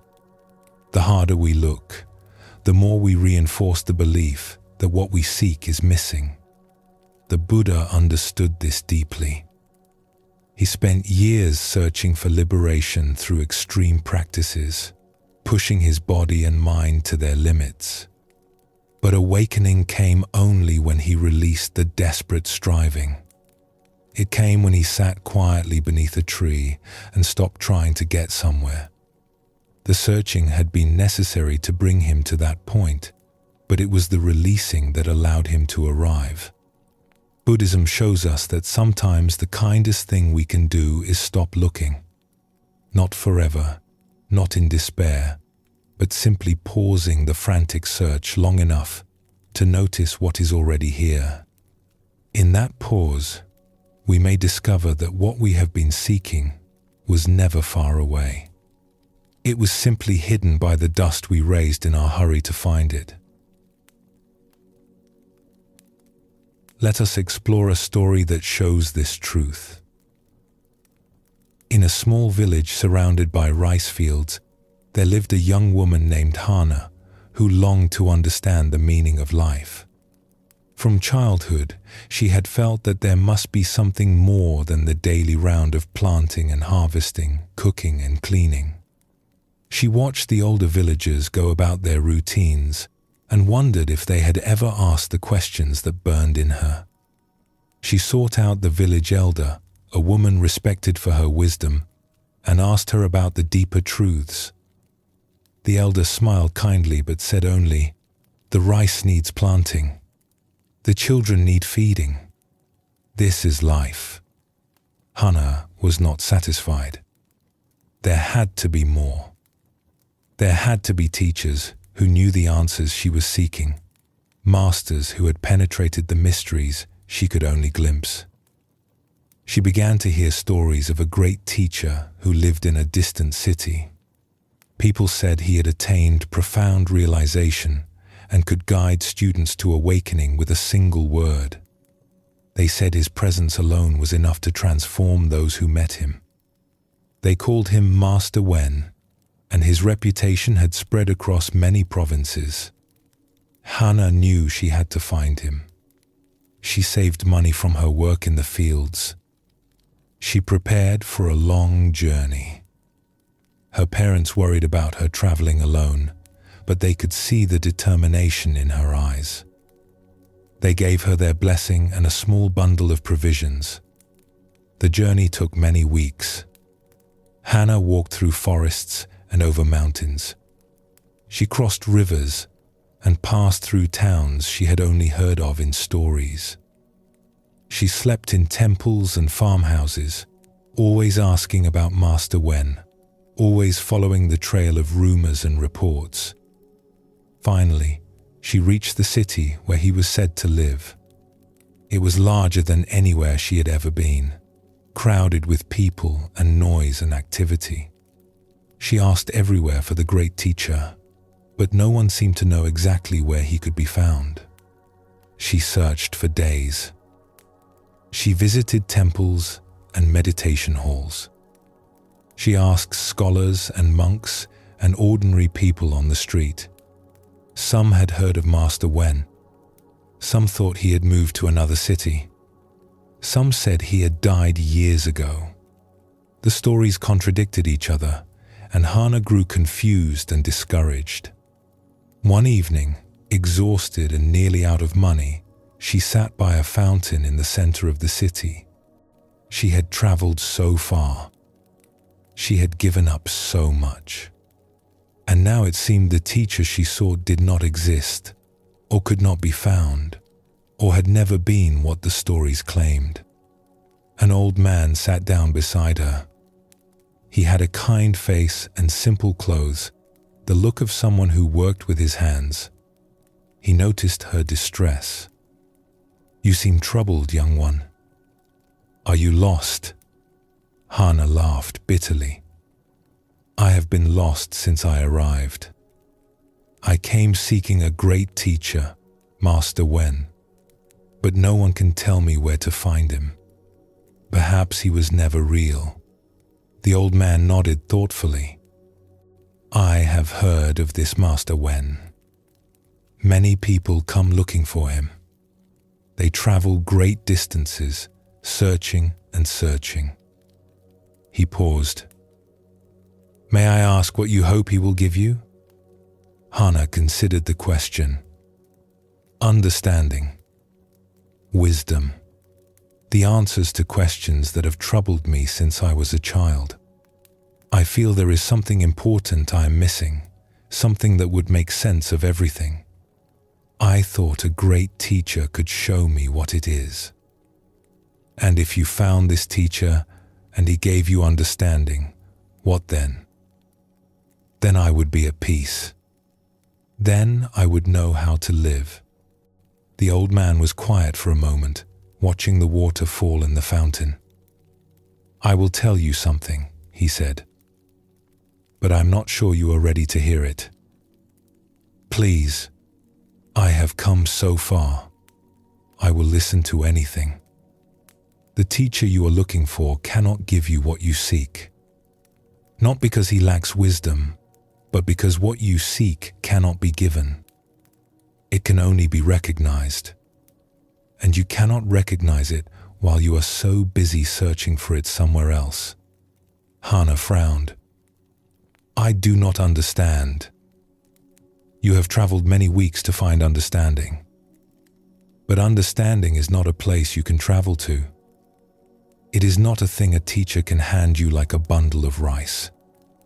It is something you already have but cannot see because you are looking too hard." He turned to face her directly. His eyes were bright and clear. "Tell me, in all your searching, in all your traveling, have you ever stopped? Have you ever sat quietly and asked what is here, right now, before you add all your wanting and seeking?" Hana realized she had not. Even in her quietest moments, her mind had been reaching forward, planning the next step of the search, hoping the next teacher or the next teaching would finally provide what she needed.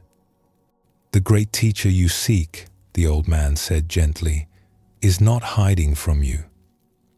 But he cannot be found by seeking.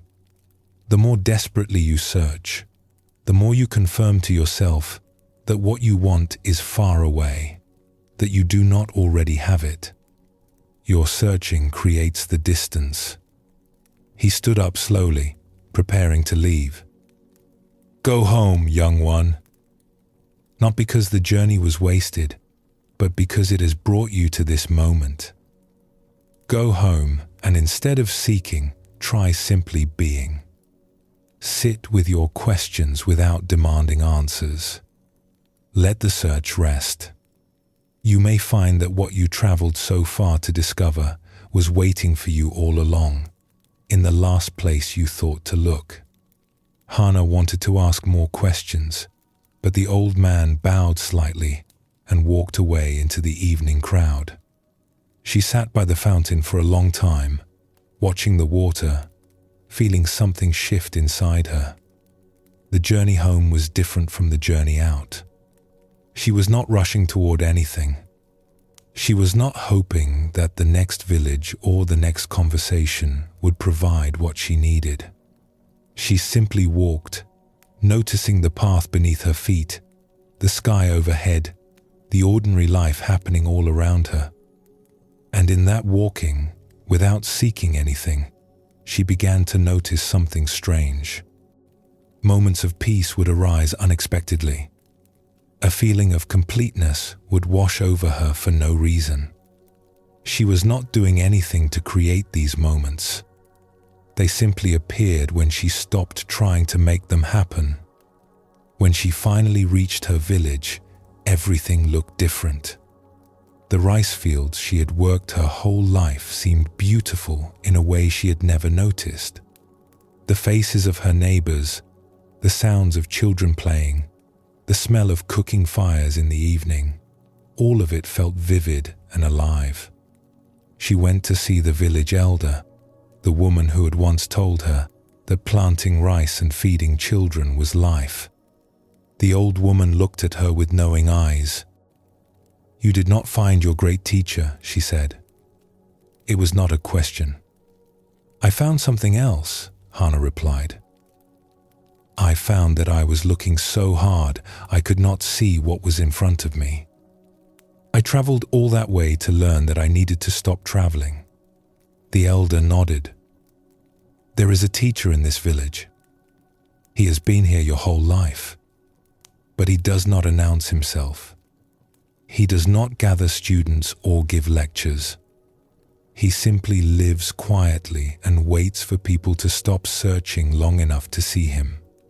Hana was surprised. "Who is he?" "The old farmer who tends the fields at the eastern edge of the village.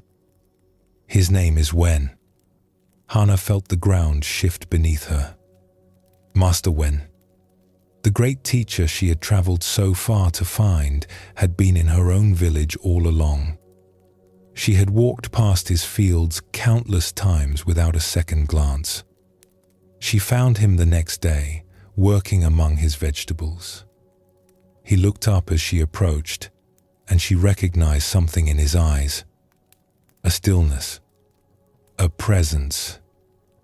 The quality she had been seeking in distant cities was here, in this ordinary old man she had known her whole life but never really seen.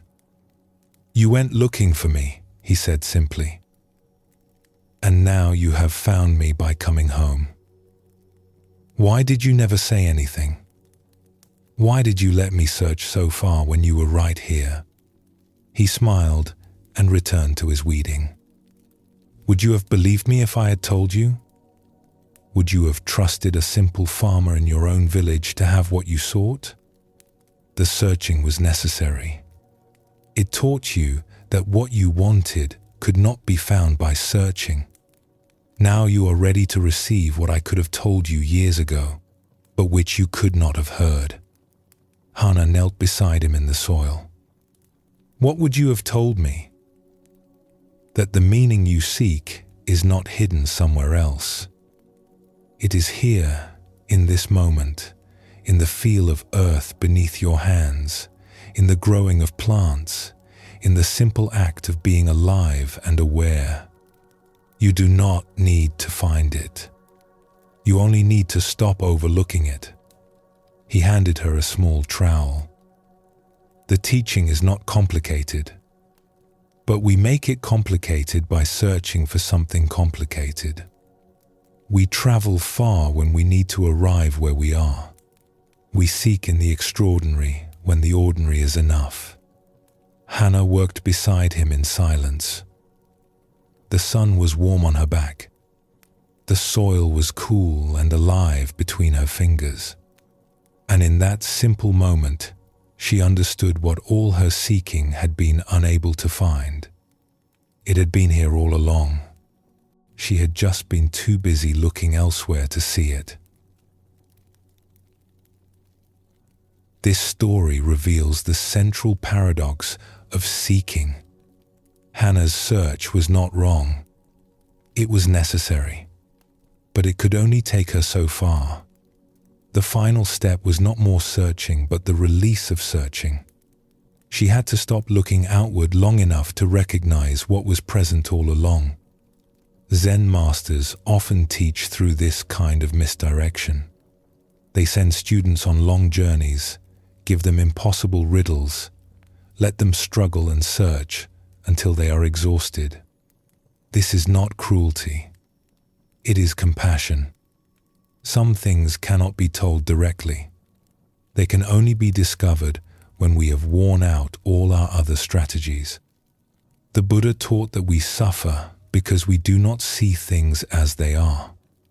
We overlay reality with our concepts, our desires, our expectations. The search for truth is often just another overlay.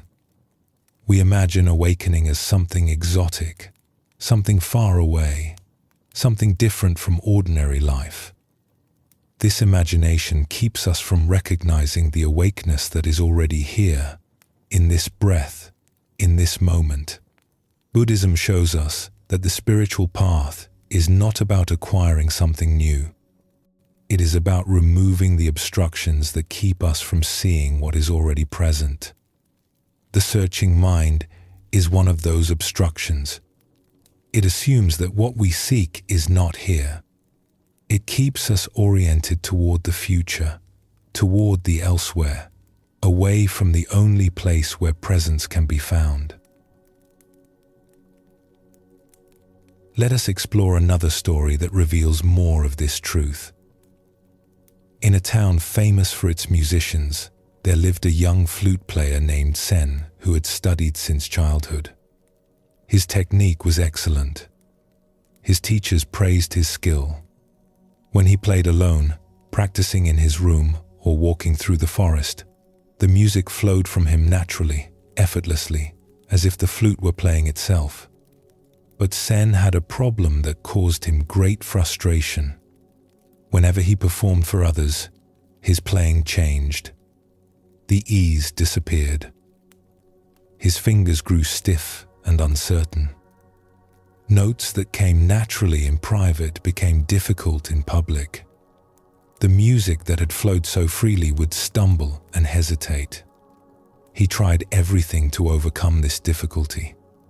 He practiced more hours each day, drilling the difficult passages until his fingers were sore. He performed for small groups of friends, hoping to grow accustomed to being watched. He told himself there was nothing to fear, that the audience wanted him to succeed. None of it helped. The moment he felt eyes upon him, the natural flow vanished.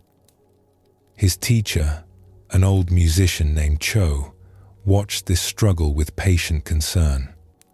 She had seen this problem in other students. She knew that no amount of practice would solve it, because the problem was not in the fingers. One afternoon, she asked Sen to play for her. Just the two of them, in her small teaching room. Sen raised the flute to his lips and began. Almost immediately, the familiar tightness appeared. His shoulders tensed. His breath grew shallow. He was watching himself play, judging each note, worried about what his teacher was thinking. The music that emerged was technically correct, but lifeless. Cho listened until he finished, then sat quietly for a moment. "Tell me what was happening inside you while you played." Sen thought about it.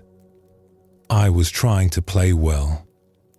I was watching my fingers, making sure they hit the right positions. I was listening to the notes, checking if they sounded correct. I was thinking about what you might be noticing, what mistakes you might hear. And when you play alone in the forest, do you do all this?" "No. When I am alone, I just play. I do not think about it so much." Cho nodded. "This is your difficulty. When you play alone, you are simply playing. When others are present, you are doing something else. You are trying to play well. You are seeking a good performance. This seeking gets between you and the music." She picked up her own flute, an old instrument worn smooth by decades of handling. "Watch me. I'm going to try very hard to play well for you." She raised the flute and began. Her face was tight with concentration. Her shoulders were tense. She played the notes correctly, but there was something forced about the music, something stiff and effortful. Then she stopped and took a breath. Her shoulders dropped. Her face relaxed. "Now I am going to forget about playing well. I am just going to play." She began again. The same notes, the same melody, but everything was different. The music breathed. It flowed. It seemed to arise from somewhere deeper than technique, somewhere that had nothing to do with trying. "Do you hear the difference?" she asked when she finished. "Yes, but I do not understand how you did it. How do you stop trying when you know someone is listening?" Cho set down her flute carefully. "The trying is the problem. When you try to play well, you separate yourself from the playing. Part of you performs. Another part watches and judges. You become divided against yourself. The music cannot flow through a divided musician." She looked at him with kind, direct eyes. "You are seeking a good performance. This seeking creates tension. The tension blocks the natural flow. The more you want to play well, the less well you play. This is the trap you are caught in. Then what do I do? How can I perform without wanting to perform well?" "You cannot want to not want," Cho said with a slight smile. "That is just more seeking. Instead, you must give your attention to something else. When you play alone in the forest, where is your attention?" Sen considered. "On the music itself. On the sounds. On the feeling of the breath moving through the flute." "Exactly. Your attention is on what is happening, not on how it is being judged. When you perform for others, your attention shifts to yourself, to how you are doing, to what others think. This shift is what ruins the playing." She handed him his flute. "Try something. Play for me again.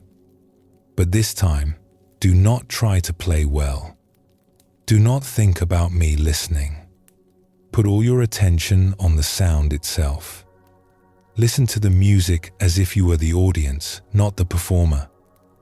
Be curious about what sounds will emerge, as if you did not know." Sen was skeptical, but he raised the flute and tried. At first, the old habits pulled at him. He felt himself starting to watch, to judge, to try. But he kept returning his attention to the sound, to the feel of the breath, to simple curiosity about the next note. Something began to shift. The tension in his shoulders eased. His fingers found their positions without his directing them. The music began to flow in a way it never had when he was trying to make it flow. It was not perfect. He lost the thread several times when the trying mind crept back in. But there were moments, real moments, when the music played itself through him. When he finished, Cho was smiling. You see, the seeking was the obstacle. When you stopped seeking a good performance and simply attended to the music, the good performance arose by itself. This is the paradox you must learn to live with. The harder you try, the worse you play. The less you seek, the more you find. Sen practiced this new way of playing over the following months. It was not easy. The habit of trying, of seeking, of wanting to do well was deeply ingrained. But gradually, he learned to recognize when his attention had shifted from the music to himself. He learned to gently return to simple presence, to curiosity, to the sound itself. His performances began to change. Not overnight, and not perfectly. There were still times when the trying mind took over and the music suffered. But, more and more often, he was able to get out of his own way, to let the music play itself, to stop seeking and simply be present for what was happening. Years later, when students asked him how to overcome performance anxiety, he would remember what Cho had taught him. You cannot play well by trying to play well. The trying gets in the way. Give your attention to the music itself, not to how you are doing. Listen with curiosity instead of judgment. The good performance you seek will come when you stop seeking it. This is the secret that is not a secret. Everyone knows it, but knowing it is not enough. You must discover it for yourself, again and again, in each moment of playing. This story shows us how seeking interferes with finding in practical ways. Sen's desire to play well was understandable, but that very desire created the tension that prevented him from playing well. The seeking blocked what it sought. Zen teaches that this pattern appears in many areas of life. We try to relax, and the trying keeps us tense. We try to fall asleep, and the trying keeps us awake. We try to be present, and the trying takes us out of presence. The mind that seeks cannot rest, and many of the things we seek require rest. The Buddha spoke of this as the trap of grasping. We grasp at pleasant experiences, and they slip away. We grasp at peace and create agitation. We grasp at understanding and confuse ourselves further. The grasping mind is always slightly ahead of the present moment, reaching for what is not yet here. And what we seek is always only here, in this moment, where the grasping mind cannot reach. Buddhism offers a different approach. Instead of trying harder, we learn to try less. Instead of seeking more intensely, we practice releasing. This is not passivity or giving up. It is a different kind of effort, an effort of allowing rather than forcing. We learn to get out of our own way and let what wants to happen, happen. Cho taught Sen to shift his attention from the self that was performing to the music that was unfolding. This shift is at the heart of all spiritual practice. We move from self-consciousness to simple consciousness, from seeking to being, from trying to arrive somewhere to being fully where we are. The search is necessary. It brings us to the place where we can finally release it. But the releasing is what allows us to find. Take a gentle breath now. Let your body soften. Notice that you are not seeking anything in this moment. You are simply here, resting.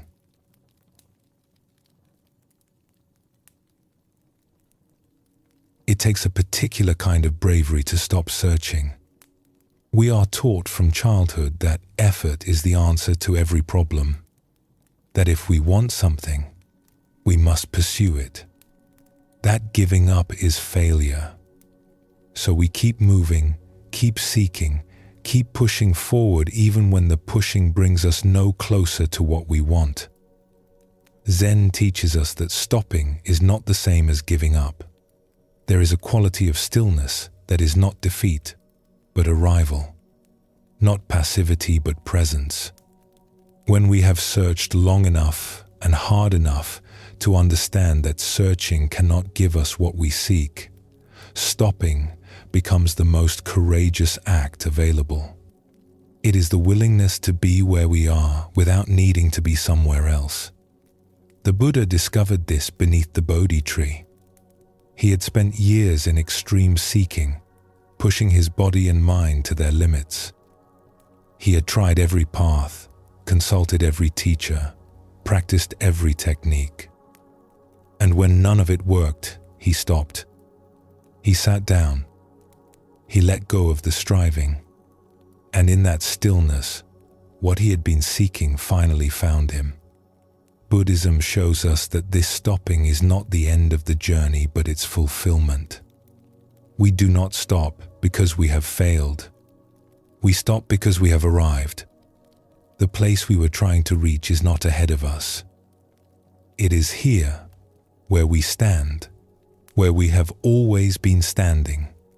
When we cease our frantic motion, we can finally notice the ground beneath our feet. Let us explore a story that shows this truth.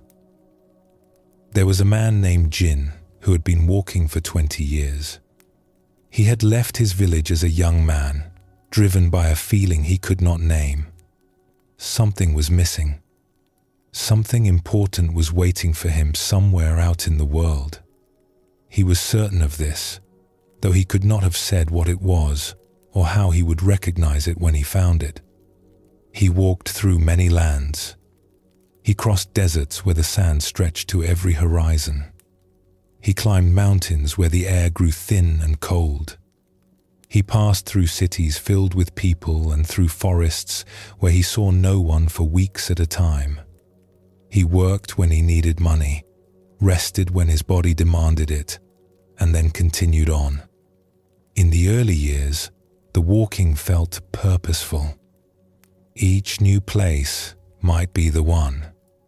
Each stranger he met might have the answer he was looking for. He felt the pull of possibility ahead of him, drawing him forward, promising that the next valley or the next village would finally reveal what he sought. But as the years passed, the purpose began to fade. He had seen so many places that they blurred together. He had met so many people that their faces merged in his memory. The pull ahead of him grew weaker, but the habit of walking remained. He no longer knew why he was moving, but he did not know how to stop. By his 20th year of wandering, Jin was tired in a way that sleep could not touch. His body still moved. His feet still carried him forward. But something inside had grown heavy and dull. The feeling that had once driven him, that sense of something missing, had not gone away. If anything, it had deepened. 20 years of searching had brought him no closer to filling the hollow place. One evening, as autumn turned the leaves to gold and red, Jin found himself on a small road that wound through farmland. The sun was setting, casting long shadows across the fields. He had no destination in mind. He was simply walking because walking was what he did. His legs began to ache. His pack, though light, felt heavy on his shoulders. He looked ahead and saw more road, more fields, more of the same. And something in him finally broke.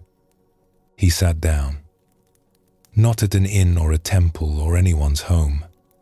Just there, by the side of the road, among the tall grass and the last wildflowers of the season. He sat down because he could not take another step. Because 20 years of walking had led him nowhere. Because he was too tired to pretend anymore that the next place would be different. The sun continued to set. The shadows lengthened. Jin sat and watched the light change, feeling nothing in particular, wanting nothing. The hollow place was still there, but he no longer had the energy to run from it or fill it. He simply sat with it, the emptiness and the exhaustion and the fading light. He did not know how long he sat there. The sky grew dark. Stars appeared. The air turned cool. Still, he did not move. There was nowhere to go. Nothing to seek. Just this, the night and the grass and the great stillness that had descended when he finally stopped running. And in that stillness, something began to shift. It was subtle at first. A softening somewhere inside him. A releasing he had not known he was capable of. The hollow place was still there, but it no longer felt like a problem to be solved. It felt more like a space, an openness, room for something he had not allowed before. He noticed the stars more clearly than he had in years. He felt the grass beneath him, the cool earth, the gentle movement of the night air. He heard small sounds he would normally have walked right past. The world was vivid in a way it had not been for a long time. Perhaps ever. He realized that in all his years of walking, he had rarely been where he was. His body had moved through countless landscapes, but his mind had always been elsewhere, looking ahead to the next place, wondering what he would find there. He had never simply arrived. He had never been fully present for any of the places he had passed through. And now, sitting by a road he would have walked past without a second thought, he was finally here. Not seeking, not running, not hoping the next moment would be better than this one. Just here, in the darkness, in the stillness, in the strange peace that had found him when he stopped looking for it. A farmer found him the next morning, still sitting in the same spot. The man was old, his face weathered by years of outdoor work. He looked at Jin with curiosity but not alarm. "Are you lost?" the farmer asked. Jin considered the question. "I have been lost for 20 years. I think I may have just been found." The farmer did not seem to find this strange. He sat down beside Jin, setting down the tools he had been carrying. "I have lived on this land my whole life," he said. "I was born in the house just over that hill. I will probably die there too. Sometimes I wondered if I was missing something by staying in one place. Other men traveled. They saw things I never saw. I thought perhaps they knew something I did not know." He looked out at the fields, golden now in the morning light. "But over the years, I noticed something. The travelers who passed through, they always seemed to be looking for something. They would ask about the road ahead, the next town, the next opportunity. They were never really here, even when they were standing right in front of me. Their eyes were always on the horizon." He turned to look at Jin directly. "You have different eyes this morning. You are actually here. Whatever you were looking for, I think you found it. Not out there somewhere, but right here, when you finally stopped to sit down." Jin nodded slowly. He understood what the farmer was saying because he could feel it in himself. Something had shifted in the night. The endless seeking had worn itself out, and in the space it left behind, a different way of being had emerged. He was not a traveler anymore. He was simply a man sitting by a road, present for the morning light on the fields. "I was afraid to stop," Jin admitted. "For 20 years I kept moving because I did not know what would happen if I stood still. I thought I would feel the emptiness more strongly. I thought I would have to face something I had been running from." The farmer nodded as if this made sense to him. "And what did you find when you stopped?" "Not what I expected. The emptiness was there, but it was not the enemy I had imagined. It was more like a room I had never entered. Uncomfortable at first, but also spacious. Room to breathe. Room to simply be." The farmer smiled. "The things we run from are usually smaller than we imagine. We make them large by running. When we turn and face them, they often shrink to something we can hold." He stood up and brushed the dust from his clothes. "Come, I will make you breakfast. You look like a man who has not eaten well in some time." He stayed with the farmer for several months. Not because he was seeking anything the farmer had, but because there was no urgency to leave. He helped with the harvest, learned the rhythms of the land, ate simple meals in the farmhouse kitchen. And each day, he practiced what he had discovered in that night of stillness. Being where he was. Arriving in the present moment instead of always looking ahead.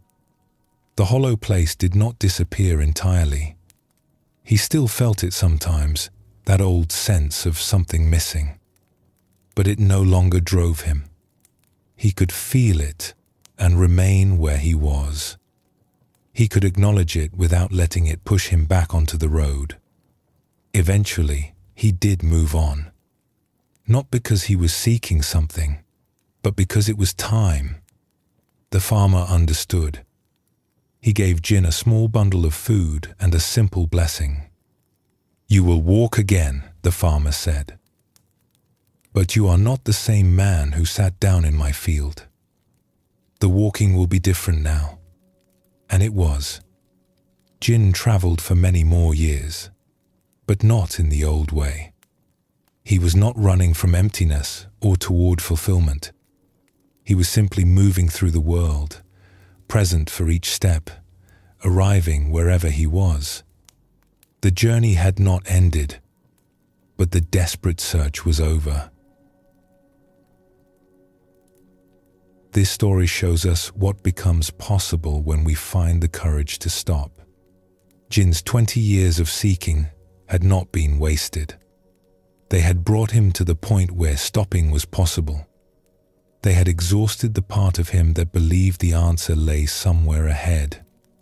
When that exhaustion finally overcame him, a different kind of knowing could emerge. Zen teaches us that the spiritual path often looks like this. We seek and strive and push ourselves forward, and then one day we stop.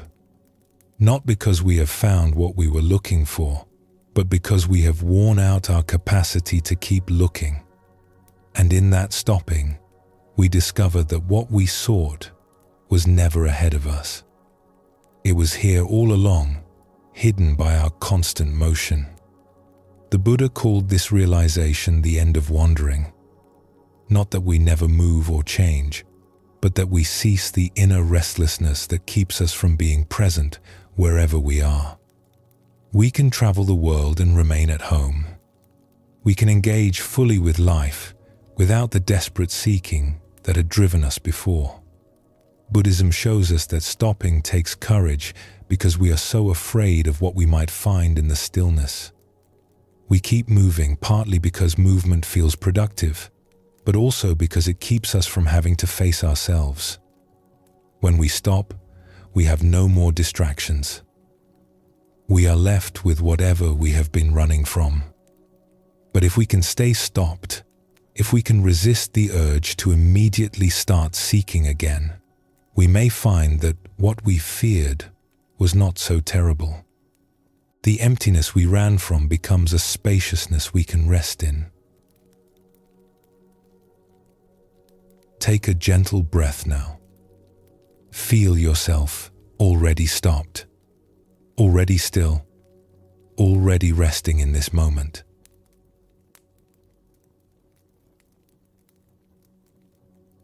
There is a teaching at the heart of Zen that seems almost too simple to be true. It says that what we are seeking, we already have. The peace we long for is already present. The wholeness we chase is already here. We are not broken beings who must be fixed. We are complete beings who have forgotten our completeness. The Buddha taught that our true nature is not something we must create or earn. It is what we are when we stop adding layers of confusion on top of it. Like the sun behind clouds, it has never gone anywhere. The clouds may be thick, the sky may seem dark, but the sun continues to shine. Our seeking is often just more clouds, more layers between us and what was never lost. Buddhism calls this our original nature, our Buddha nature. It is not something special or rare. It is the most ordinary thing in the world, so ordinary that we overlook it constantly. We look for awakening in extraordinary experiences, in peak moments, in special states of consciousness. Meanwhile, the simple awareness that is reading these words, that is breathing this breath, that is resting here right now, is itself what we have been seeking. Zen masters point to this again and again. They use words and stories and sometimes silence, all trying to help us see what is already in plain sight. The recognition they point toward is not complicated. It is simply noticing what has always been here, what we have always been, beneath the noise of seeking and the fog of confusion. Let us explore a story that shows this truth. In a mountain village where the winters were long and the summers brief, there lived a man named Tahoe who had left home as a young man to seek wisdom. He had felt the hollow place inside him, the sense that something essential was missing, and he had gone out into the world to find what would fill it. He traveled for many years. He studied with teachers in distant cities. He practiced meditation in remote monasteries. He read the ancient texts and debated their meanings with scholars. He accumulated knowledge and experiences, always hoping the next teaching would be the one that finally completed him. Some of what he learned was valuable. He gained discipline and focus. He developed compassion for others who were suffering. He understood things about the mind and about life that he could never have grasped had he stayed in his small village. The years of seeking had not been wasted, but the hollow place remained. No matter how much wisdom he gathered, no matter how many teachers praised his understanding, something still felt incomplete. He began to wonder if the problem was with him. Perhaps he was simply incapable of the realization others seemed to find. Perhaps the peace he sought was not meant for someone like him. As the years passed, Tahoe grew tired. The seeking that had once felt like adventure now felt like burden. He had been away from home for over 30 years. His parents had died while he was traveling. The village of his childhood existed now only in memory. One autumn, feeling old in a way that had nothing to do with his body, Tahoe decided to return home. He did not expect to find anything there. He simply wanted to see the place where he had started before he was too old to make the journey. The road back was long. He walked through landscapes that had once been familiar and now seemed strange. He passed through towns where he had stopped as a young man, full of hope and questions. Now he passed through them quietly, expecting nothing, seeking nothing. The fire of his search had burned down to embers. When he finally reached his village, he barely recognized it. The houses seemed smaller than he remembered. The streets he had walked as a child were narrower, shorter. The great mountain that had loomed over his childhood was just a mountain. Everything had shrunk, or perhaps he had simply grown. He found the house where he had been born. It was occupied by a family he did not know. They looked at him with curiosity when he explained who he was, then invited him to sit in the small garden where he had played as a boy. Tahoe sat on a wooden bench beneath an old pine tree. He remembered this tree. He had climbed it as a child, had sat beneath it on summer evenings, had carved his name into its bark. The carving was still there, weathered and grown over but visible if you knew where to look. He sat for a long time, feeling the afternoon sun on his face, listening to the sounds of the village, smelling the familiar scents of pine and wood smoke, and the particular quality of mountain air he had not smelled in 30 years. And something strange began to happen. The hollow place, that old companion that had driven him around the world, began to feel different. It was still there, but it no longer felt like emptiness. It felt more like space, openness, room for the afternoon light and the pine scent and the distant sound of children playing. He realized he was not seeking anything. For the first time in 30 years, he was simply present, not looking ahead to what might complete him, not analyzing his experience for signs of enlightenment, just sitting on a bench in the village where he was born, an old man returning home. A neighbor who remembered his family came to speak with him. She was elderly now, white-haired and slow, but her eyes were sharp. "You went away to find something," she said. It was not a question. "Yes."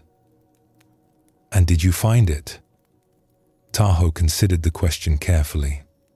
He thought about all the teachers and teachings, all the practices and insights, all the years of seeking. "I found many things," he said, "but not the thing I was looking for." The old woman nodded as if this did not surprise her. She sat down beside him on the bench, moving slowly, her joints stiff with age. "My husband was like you," she said. He felt that something was missing. He talked about leaving to find it. But we had children, and the farm needed tending, and there was never a good time to go. He spent his whole life here, doing ordinary things, working the land, raising our children, growing old. She looked at Tahoe with something like gentle amusement. "A few years before he died, he told me something. He said he had finally found what he had been looking for." I asked him where he found it. "Do you know what he said?" Tahoe shook his head. He said, "It was here all along. I just stopped looking for it somewhere else." She let the words settle between them. He did not travel anywhere. He did not study with teachers or read ancient books.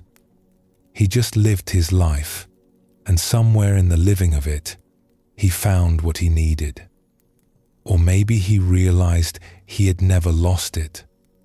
Tahoe felt something shift in his chest, a loosening, a releasing of something he had carried for so long he had forgotten he was carrying it.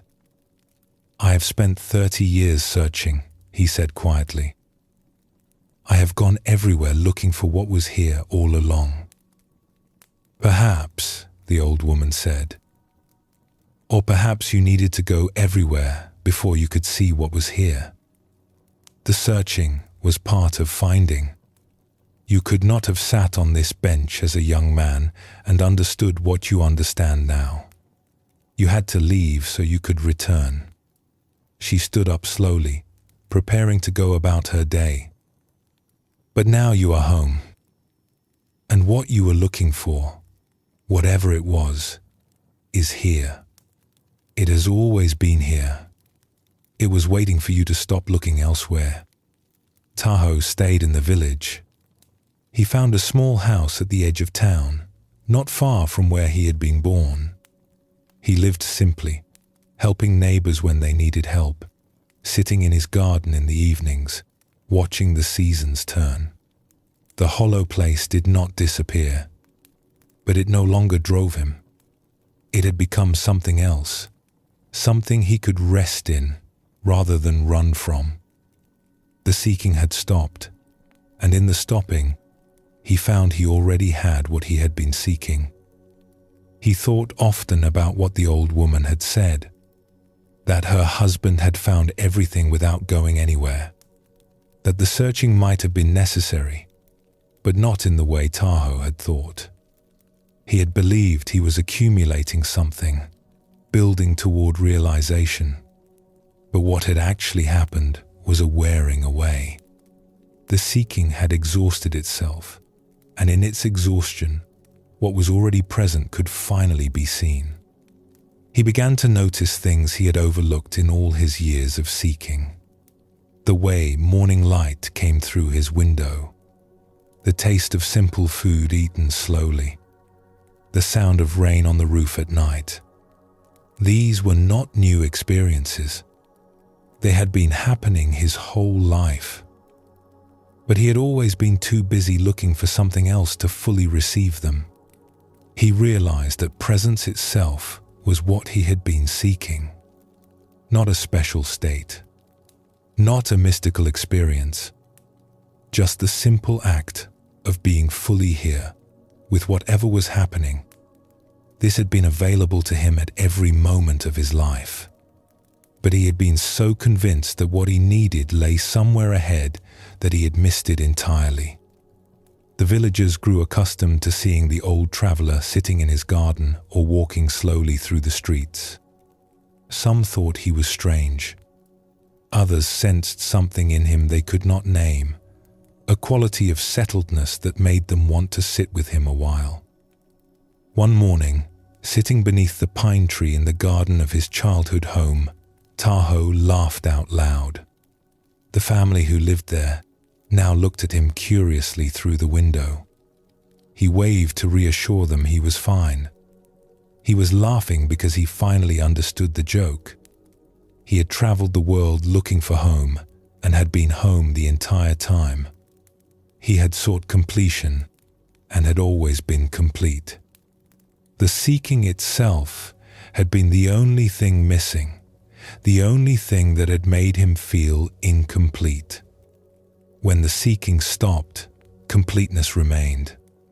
It had never been anywhere else. This story shows us the beautiful irony of the spiritual search. Tahoe needed to seek in order to stop seeking. He needed to exhaust the outward journey before he could arrive where he had always been. The 30 years were not wasted, but they did not give him what he sought. They simply wore down his belief that what he sought was somewhere else. Zen teaches that this is often how awakening happens. We search until we cannot search anymore. We try every path, consult every teacher, accumulate every insight, and then, exhausted, we stop. We come home. And we find that home was never lost. We were simply too busy looking elsewhere to notice it. The Buddha spoke of this as recognizing our true nature. Not creating it or achieving it or earning it. Just recognizing what has always been here. Like a wave searching the ocean for water, we seek what we already are. The search ends not when we find something new, but when we see clearly what was present all along. Buddhism shows us that we are already whole. Not will be whole someday, Not can become whole with enough effort. Already whole, right now, as we are. This does not mean we have no room to grow or learn or change. But our essential nature, the awareness that is reading these words, is already complete. It does not need fixing or improving. It needs only to be recognized. Let us explore another story that reveals more of this truth. In a valley known for its fertile soil and abundant harvests, there lived an old gardener named Shin who had never left his small plot of land. He had been born in the cottage beside his garden. He had worked the same soil his whole life. He knew every corner of his few acres the way other men knew the faces of their families. People sometimes felt sorry for him. Travelers passing through would look at his simple life and assume he must feel trapped. Merchants would tell him about the great cities they had seen, the wonders of distant lands, the excitement of lives larger than his small garden. They assumed he must wish for something more. But Shin did not seem to wish for anything. He would listen to their stories with genuine interest, ask questions about the places they had been, then return to his weeding or pruning with a contentment they found puzzling. He did not seem diminished by his small life. If anything, he seemed more at peace than the travelers who had seen so much more of the world. Over the years, word spread about the old gardener who radiated a particular kind of stillness. People began to visit him, not to buy vegetables but to sit in his presence. They came with questions about life and meaning and how to find peace. Shin would usually shrug and offer them tea, unsure what they expected from him.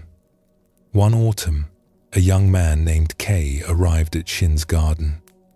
He had been traveling for several years, seeking wisdom, feeling the familiar ache of something missing. He had heard about the peaceful gardener and had come to see for himself. He found Shin kneeling in the dirt, carefully transplanting seedlings. The old man looked up and smiled, but did not stop his work. "I have come a long way to see you," Kei said. "People say you have found something, a peace that others cannot find. I want to know your secret." Shin continued his transplanting, his old hands gentle with the delicate roots. "I have no secret," he said. "I'm just a gardener. But people say you never feel the restlessness that troubles others. You never feel that something is missing. How is this possible when you have seen so little of the world?" Shin sat back on his heels and looked at the young man. His eyes were clear and kind. "Why do you assume that seeing more would help?" Kei was taken aback. "Because there must be something out there. Some teacher, some teaching, some experience that would finally make sense of everything. How can you find it if you never look?" Shin picked up another seedling and examined its roots. "When I was young, I felt what you feel. The sense that something was missing. The belief that it must be somewhere else. I watched travelers pass through and envied them. I imagined the things they must be learning, the peace they must be finding in all those other places." He placed the seedling carefully in its new hole, pressing the soil around it. "But I could not leave. My parents were old and needed care. The garden needed tending. There was always a reason to stay." He smiled slightly. "At first I resented this. I felt trapped in a small life while others were free to search. What changed?"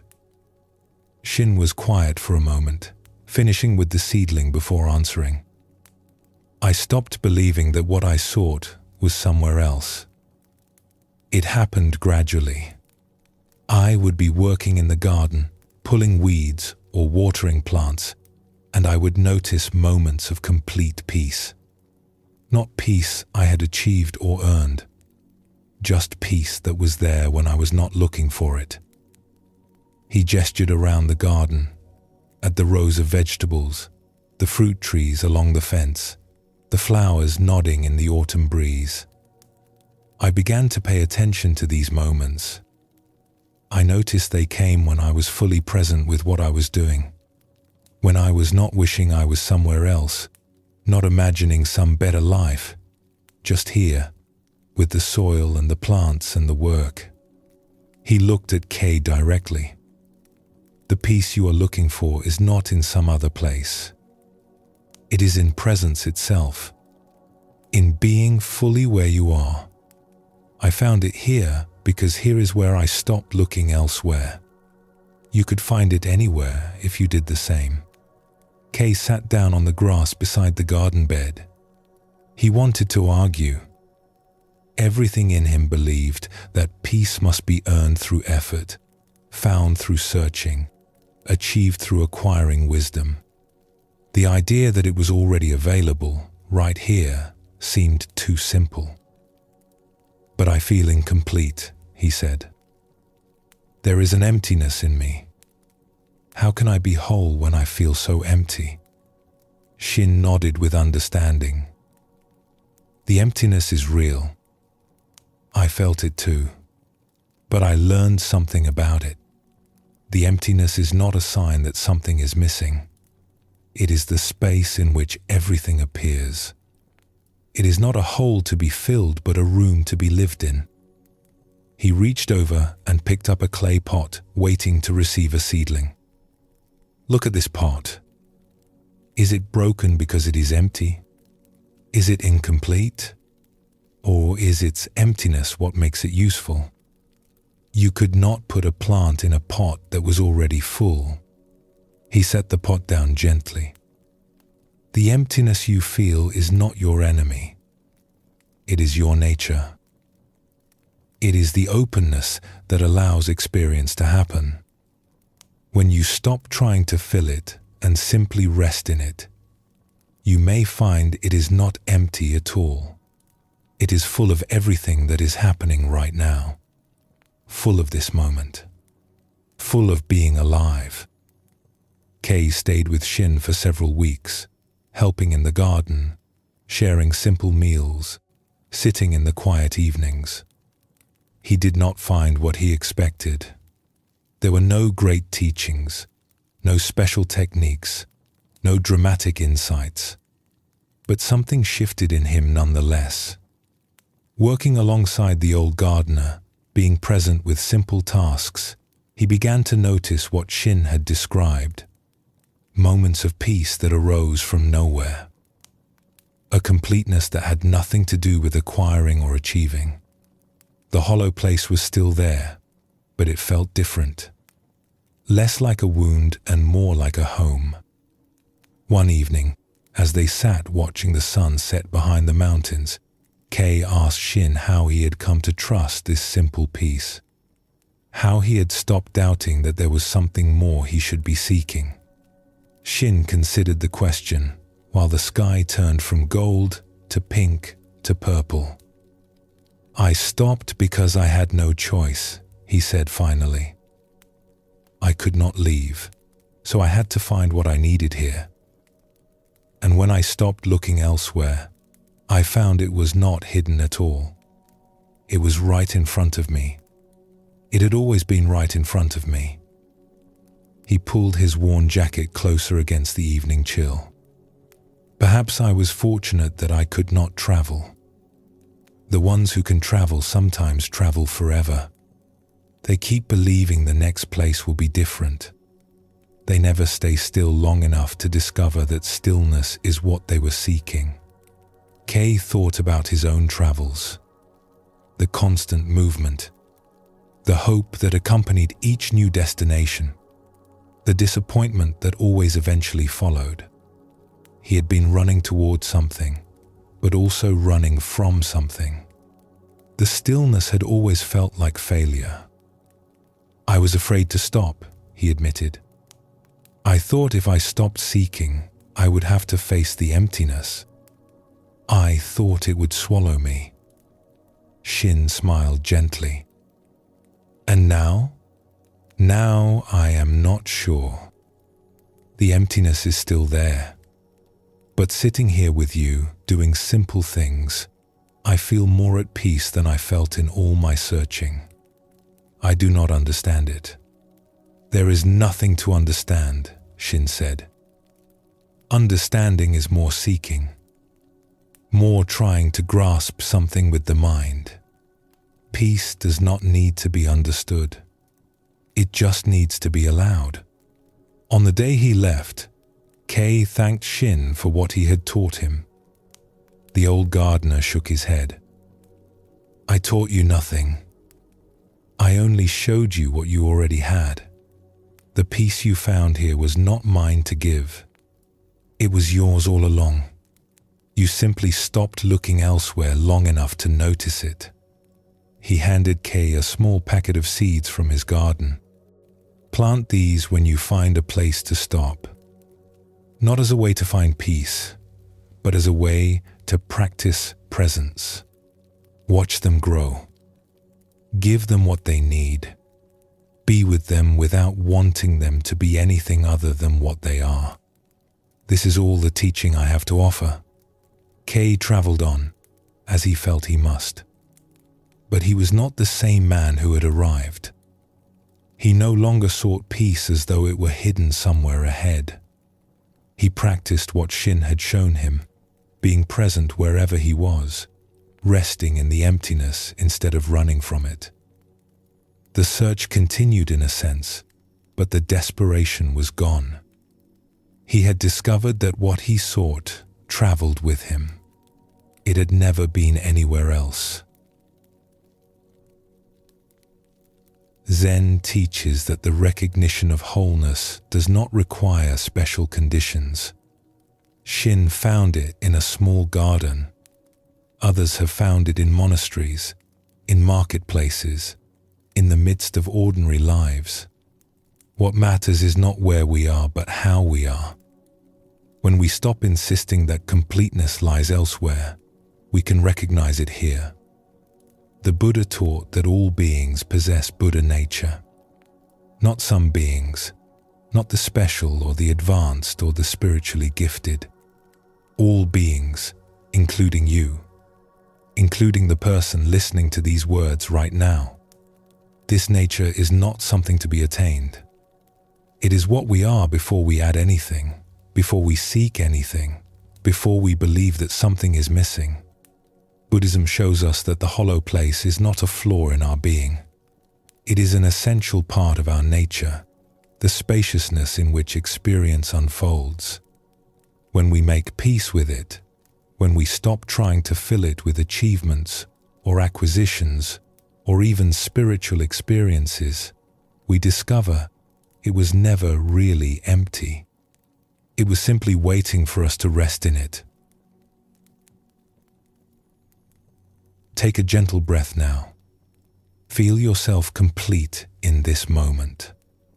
Not because you have achieved anything or found anything or become anything special, simply because you are here.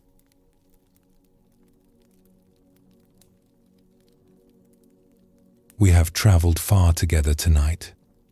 We have explored the hollow place, the outward search, the weight of wanting. We have seen how seeking can become its own obstacle, how stopping opens doors that striving keeps closed. We have glimpsed the truth that what we seek is already here, already present, already who we are. Now we come to something important, something that ties all of this together. Zen teaches us that the feeling of something missing, the restlessness that brought you here tonight, is not a problem to be solved. It is the beginning of awakening. It is the first stirring of something in you that knows there is more to life than what you have been settling for. This knowing is precious. It is the seed from which everything grows. The Buddha honored this restlessness in himself. He did not dismiss it as weakness or ingratitude. He followed it. He let it guide him away from a comfortable life towards something truer. The hollow place was his teacher, showing him that palaces and pleasures could not satisfy what was really asking to be met. Buddhism shows us that every seeker begins with this same feeling. The sense that something is missing is the beginning of the path, not evidence that we have strayed from it. It is what brings us to the teachings, to the practices, to the quiet moments when we finally stop and listen. Without it, we would never begin. Without it, we would remain asleep, comfortable, but not truly alive. Tonight, whatever brought you here, whatever restlessness or longing led you to these words, honor it. It is your own wisdom calling you home. Let us explore a story that shows this truth. In a village where the river met the sea, there lived a woman named May who had felt different from others for as long as she could remember. As a child, she would sit apart from the other children, looking at the horizon, feeling a pull towards something she could not name. Her mother would find her staring at the stars and ask what she was thinking. May could never explain. There were no words for the feeling inside her. As she grew older, the feeling did not fade. If anything, it deepened. She went through the motions of ordinary life. She learned her family's trade, mending fishing nets. She made friends, attended festivals, did what was expected of her. But underneath it all, the restlessness continued. A quiet voice asking if this was all there was. A longing for something more that she could not define. She told no one about this feeling. She was afraid they would not understand. She was afraid they would tell her she was ungrateful, that she had a good life and should be content with it. So she kept the restlessness hidden, carrying it like a secret weight. By the time she reached her 30th year, the weight had grown heavy. The gap between her outer life and her inner experience had widened until she felt like two people. One who smiled and worked and said the right things. Another who lay awake at night, aching for something that had no name. One autumn, an old woman came to the village. She was a traveler, a storyteller who wandered from place to place, sharing tales and teachings. The villagers welcomed her, curious about the world beyond their small corner of the coast. May listened to the old woman's stories with the others. Tales of distant lands, of seekers and sages, of ordinary people who had found extraordinary peace. Something in these stories stirred the restlessness in May more strongly than ever. She found herself weeping without knowing why.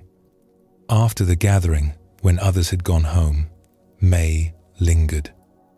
The old woman noticed and invited her to sit. "You carry something heavy," the old woman said. It was not a question. May felt the walls she had built begin to crumble. "I have always felt that something is missing," she admitted. "Even when my life is good, even when I have everything I need, I feel incomplete. I have never told anyone. I was afraid they would think me ungrateful or strange." The old woman smiled gently. "You are not strange. You are awake. Or rather, you are beginning to awaken. The feeling you describe is the first sign that something in you is ready to grow." May was confused. "But the feeling is painful. It makes me unhappy with my life. How can that be a good thing?" "Consider the seed buried in dark soil," the old woman said. "Before it can grow, something in it must stir. It must feel the urge to push upward toward light it has never seen. This stirring might feel like discomfort to the seed. It might feel like restlessness, like something is wrong with the comfortable darkness it has known. She picked up a small stone and turned it in her weathered hands. But the stirring is not a problem. It is life itself, calling the seed to become what it is meant to become. If the seed never felt that restlessness, it would remain forever in the dark. It would never know the sun. May felt something shift in her chest. You are saying my restlessness is natural? That it is not a sign that something is wrong with me? I am saying it is the most right thing about you. It is your deepest wisdom, telling you that you are meant for more than just going through the motions. Most people push this feeling away. They distract themselves. They stay busy. They tell themselves they should be satisfied with what they have. But the feeling does not go away. It waits, patiently, for them to listen. The old woman set down the stone and looked at May directly. You have been listening all your life, even when you did not know what you were hearing. The restlessness has been your teacher, showing you that ordinary satisfactions cannot touch what is really asking to be met. This is not a curse. It is a gift. It is the beginning of a journey that most people never take because they are too afraid to feel what you have been feeling. May sat with this for a long moment. All her life, she had treated the restlessness as an enemy, as evidence that something was broken in her. Now this stranger was telling her it was the most precious thing she carried. "What do I do with it?" she asked. "How do I follow where it leads?" The old woman laughed softly. "You are already following. You stayed behind tonight while others went home. You spoke the truth that you have hidden for years. You are asking questions that take courage to ask. The journey has already begun." She stood up slowly, preparing to move on to wherever her wandering would take her next. Do not try to fix the restlessness or make it go away. Let it guide you. Let it ask its questions. Let it show you what needs attention in your life. It knows things your thinking mind does not know. It feels the direction of home even when your eyes cannot see the path. She placed her hand briefly on May's shoulder. The feeling of something missing is not the problem. It is the solution. It is what will save you from a life half-lived. Honor it. Follow it. It has been waiting a long time for you to trust it. May watched the old woman walk away into the darkness. She sat alone by the dying fire for a long time, feeling the restlessness in her chest. But it felt different now. Less like a wound and more like a compass. Less like evidence of brokenness and more like a call. In the days that followed, May began to live differently. She stopped trying to push the feeling away. When it arose, she let it be there, let it speak. She began to ask what it was pointing toward, what it was asking for. She did not have answers yet, but she was listening in a way she never had before. She noticed that the restlessness grew stronger in certain moments. When she was doing work that felt meaningless. When she was pretending to be happy in situations that left her cold. When she was living according to expectations that were not truly hers. The emptiness seemed to be showing her where her life was out of alignment, where she was betraying something true in herself. She began to make small changes. She spent more time alone by the sea, letting the waves speak to her in their own way. She sought out the elders in her village who seemed to carry some inner stillness, and she asked them questions she had been too afraid to ask before. She began to follow the threads of curiosity that had always been there, but which she had ignored in favor of doing what was expected. The outer circumstances of her life did not change immediately. She still mended nets. She still lived in the same small house. But something inside had shifted. She was no longer fighting herself. She was no longer ashamed of the longing that had always lived in her. She was following it, gently, one small step at a time. Years later, when May had found her own peace and become someone others came to for guidance, she would remember that night by the fire. She would remember how the old woman had reframed everything, turning her deepest pain into her greatest gift. She would tell seekers who came to her the same thing, that their restlessness was not a problem, that it was the beginning of everything, that the feeling of something missing was their own wisdom, calling them toward wholeness. "Do not be afraid of the longing," she would say. "It is what brought you here. It is what will carry you home. I spent so many years fighting it, thinking it was my enemy. Now I know it was my truest friend, the only one who refused to let me settle for less than I was meant for." This story shows us how to hold the feeling of something missing. May had carried her restlessness as a burden, a secret shame. The old woman showed her it was a gift. The same longing that had caused her pain was also the seed of her awakening. Zen teaches that the search begins with dissatisfaction, not the petty complaints of a restless mind, but the deep recognition that ordinary life is not touching what truly matters. This recognition is not ingratitude. It is clarity. It is the soul's refusal to settle for less than it is capable of receiving. The Buddha taught that suffering itself can become a teacher. The hollow place, the restlessness, the sense that something is missing, these are not punishments or mistakes. They are invitations. They are the first stirrings of a deeper life asking to be born. Buddhism shows us that awakening is not for special people. It is for anyone who feels the call. The very fact that you feel something is missing means you are ready to begin. You would not feel the absence if you were not already sensing the presence that is hidden beneath it. Let us explore another story that reveals more of this truth. In a monastery at the foot of a great mountain, there lived a young man named Kai who had come seeking answers. He had felt the hollow place all his life, the sense that something was missing that he could not name.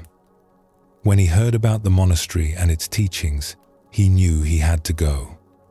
He left his family and his work and made the long journey, arriving at the gates with nothing but the clothes on his back and the questions in his heart. The head of the monastery, an old teacher named Master Udo, met with each new arrival personally. When Kai was brought before him, he looked at the young man for a long moment without speaking.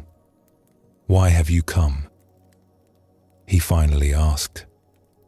Kai tried to find the right words. "I have always felt that something is missing. I have tried to be content with ordinary life, but I cannot. There is an emptiness in me that nothing fills. I thought perhaps here I could find what I am looking for." Master Udo nodded slowly. "And this emptiness, this feeling of something missing, how long have you carried it?" "As long as I can remember. Since I was a child." "Have you tried to make it go away?" "Many times. I have tried to ignore it, to distract myself, to convince myself I should be satisfied with what I have. Nothing works. It always returns." Master Udo smiled slightly. "Good." Kai was surprised. "Good. I thought the feeling was the problem. I thought I came here to be rid of it." "Many people think this," the old teacher said. They believe the goal is to finally feel complete, to fill the emptiness once and for all. But this is a misunderstanding. The emptiness you feel is not the problem. It is the doorway. He gestured for Kai to sit across from him on the simple mat. Let me ask you something. If you had never felt this emptiness, would you be here right now? Kai thought about this. No, I suppose not. I would still be at home, living an ordinary life. And are you glad you are here? Despite the difficulty of the journey, despite leaving everything familiar behind? Yes, Kai said without hesitation. Something in me knew I had to come. I could not ignore it any longer. That something is what brought you here. That feeling of emptiness, of something missing, was your truest guide. It refused to let you settle for a life that was not fully alive. It kept asking its question until you had no choice but to seek an answer. Master Udo picked up a small bell from the table beside him. He rang it once, and the clear tone hung in the air. This bell is empty inside. If it were solid, it could not ring. The emptiness is what allows the sound to be born. He set the bell down gently. Your emptiness is the same. It is not a lack. It is a capacity, a readiness, a space in which something new can arise. Kai felt something loosen in his chest. All his life he had treated the empty feeling as his enemy, as proof that something was wrong with him. Now this teacher was telling him it was his greatest ally. But it is painful, Kai said. The feeling of something missing causes suffering. Yes, Master Udo agreed. The pain is real. But consider what the pain is telling you. It is saying that you are not meant for half a life. It is saying that something in you knows there is more. The pain is not punishment. It is guidance. It hurts because you are trying to live in a way that is too small for who you really are. He looked at Kai with eyes that seemed to see right through him. Many people feel what you feel but run from it. They fill their lives with distractions. They stay so busy they never have to face the emptiness. They live their whole lives this way, never asking the questions that matter, never following where the longing leads. He leaned forward slightly. You did not run. You came here. You followed the emptiness instead of fleeing from it. This takes courage. Not everyone has this courage. The very thing that has caused you suffering is also what has brought you to this moment. It is your teacher. It has been teaching you all along. Kai sat in silence, absorbing what he had heard. The empty feeling was still there in his chest, but it felt different now. Less like a wound and more like an opening. Less like something was wrong and more like something was possible. What do I do now? He asked. You begin, Master Udo said simply. You sit with the questions you have brought. You stop running from the emptiness and start listening to it. You practice being present, being still, letting whatever wants to arise, arise. The path will unfold. You do not need to know where it leads. You only need to take the next step. He rang the bell once more, signaling the end of their meeting. The feeling that brought you here will continue to guide you. It is not separate from the awakening you seek. It is the first movement of that awakening. Trust it. It knows the way even when you do not. Kai bowed and left the room. He did not feel fixed or complete. The emptiness was still there, but he carried it differently now. He understood that it was not his enemy but his companion. The very thing he had tried so hard to escape was what had led him home. In the weeks that followed, Kai began his training at the monastery. He sat in meditation, struggling with his restless mind. He worked in the gardens, learning the patience of plants. He studied with the other monks, listening to teachings that sometimes confused him and sometimes struck him like lightning. Through it all, the emptiness remained. But he was learning to be with it differently. Instead of trying to fill it or flee from it, he would sit with it. He would feel its texture, its weight, its strange spaciousness. He began to understand what Master Udo had meant about the empty bell. The emptiness was not a lack. It was a capacity for something he had not yet learned to receive. One evening, sitting in meditation as the sun set behind the mountain, Kai felt the emptiness more intensely than ever. For a moment, he wanted to run. He wanted to go back to his old life, where he could distract himself, keep busy, avoid this uncomfortable presence. But instead, he stayed. He breathed. He let the emptiness be exactly as large and as uncomfortable as it was.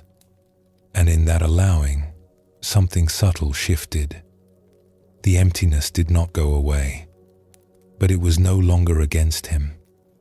It was simply there, like the sky is there, holding everything without needing to be anything other than what it is. He understood then what his teacher had been pointing toward. The emptiness was not the opposite of fullness. It was the space in which fullness could arise. By fighting it, he had been fighting himself. By accepting it, he had come home. In the years of practice that followed, Kai returned often to what Master Udo had taught him. When the emptiness arose, he did not fight it. He let it speak. He let it guide his attention toward what mattered. He discovered that the feeling of something missing was not a sign that he was broken. It was a sign that he was alive, fully, deeply alive in a way that refused to settle for less than truth. And when new students arrived at the monastery, feeling the same emptiness Kai had felt, carrying the same shame and confusion he had carried, he would share what his teacher had shared with him. The longing that brought you here is precious. Do not try to be rid of it. It is your own heart, calling you toward itself. It is the first step on a path that leads to everything. This story shows us the deep value of the search itself.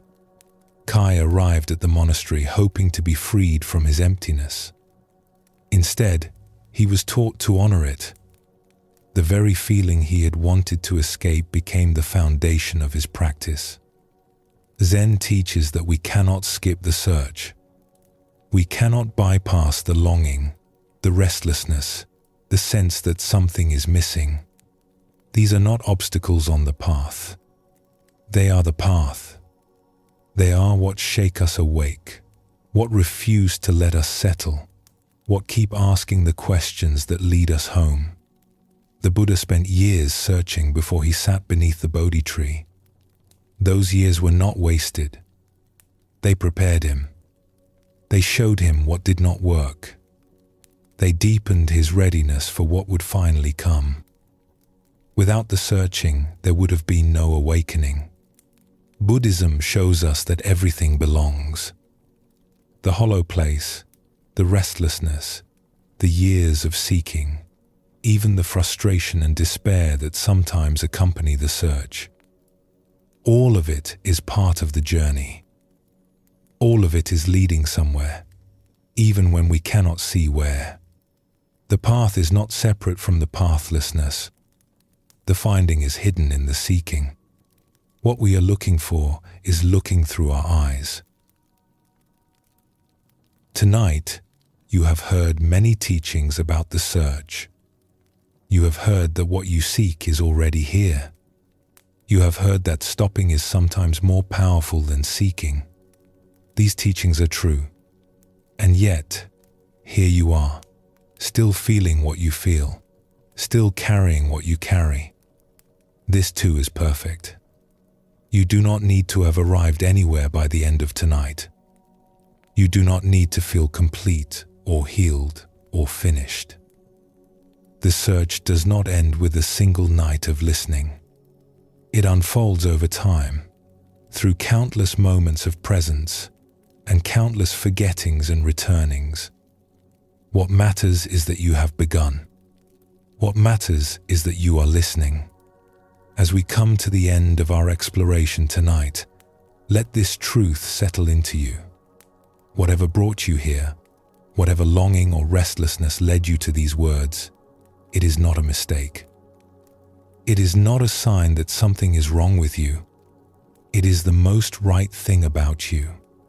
It is your own wisdom, stirring from sleep, reaching toward the light. As we come to the end of our time together tonight, let yourself settle even more deeply into rest. We have explored the feeling of something missing, that quiet ache that visits us in still moments. We have seen how we search outward for what can only be found within. We have felt the weight of wanting and discovered how seeking itself can become the obstacle. We have found the courage to stop and glimpse the truth that we are already whole, and we have honored the search itself. The restlessness that brought you here tonight is not your enemy. It is the first stirring of awakening, your own wisdom calling you toward home. You do not need to remember all of this. The stories and teachings have done their work, settling into you like seeds in quiet earth. In their own time, in their own way, they will grow.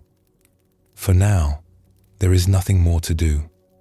The thinking mind has heard what it needed to hear. It can rest now. Let it rest. Let the thoughts come and go like clouds passing through an empty sky. You do not need to follow them. You do not need to push them away. Simply let them be, and let yourself be. Your breath continues on its own. Your heart beats without your direction. Life is living itself through you, as it always has. You can trust this. You can rest in this. The hollow place may still be there, and that is fine. It is not a problem to be solved tonight. It is a companion on a journey that continues long after these words have faded. For now, simply rest. Simply be. You are exactly where you need to be. Sleep well, and thank you for joining us here at Sleepy Monk.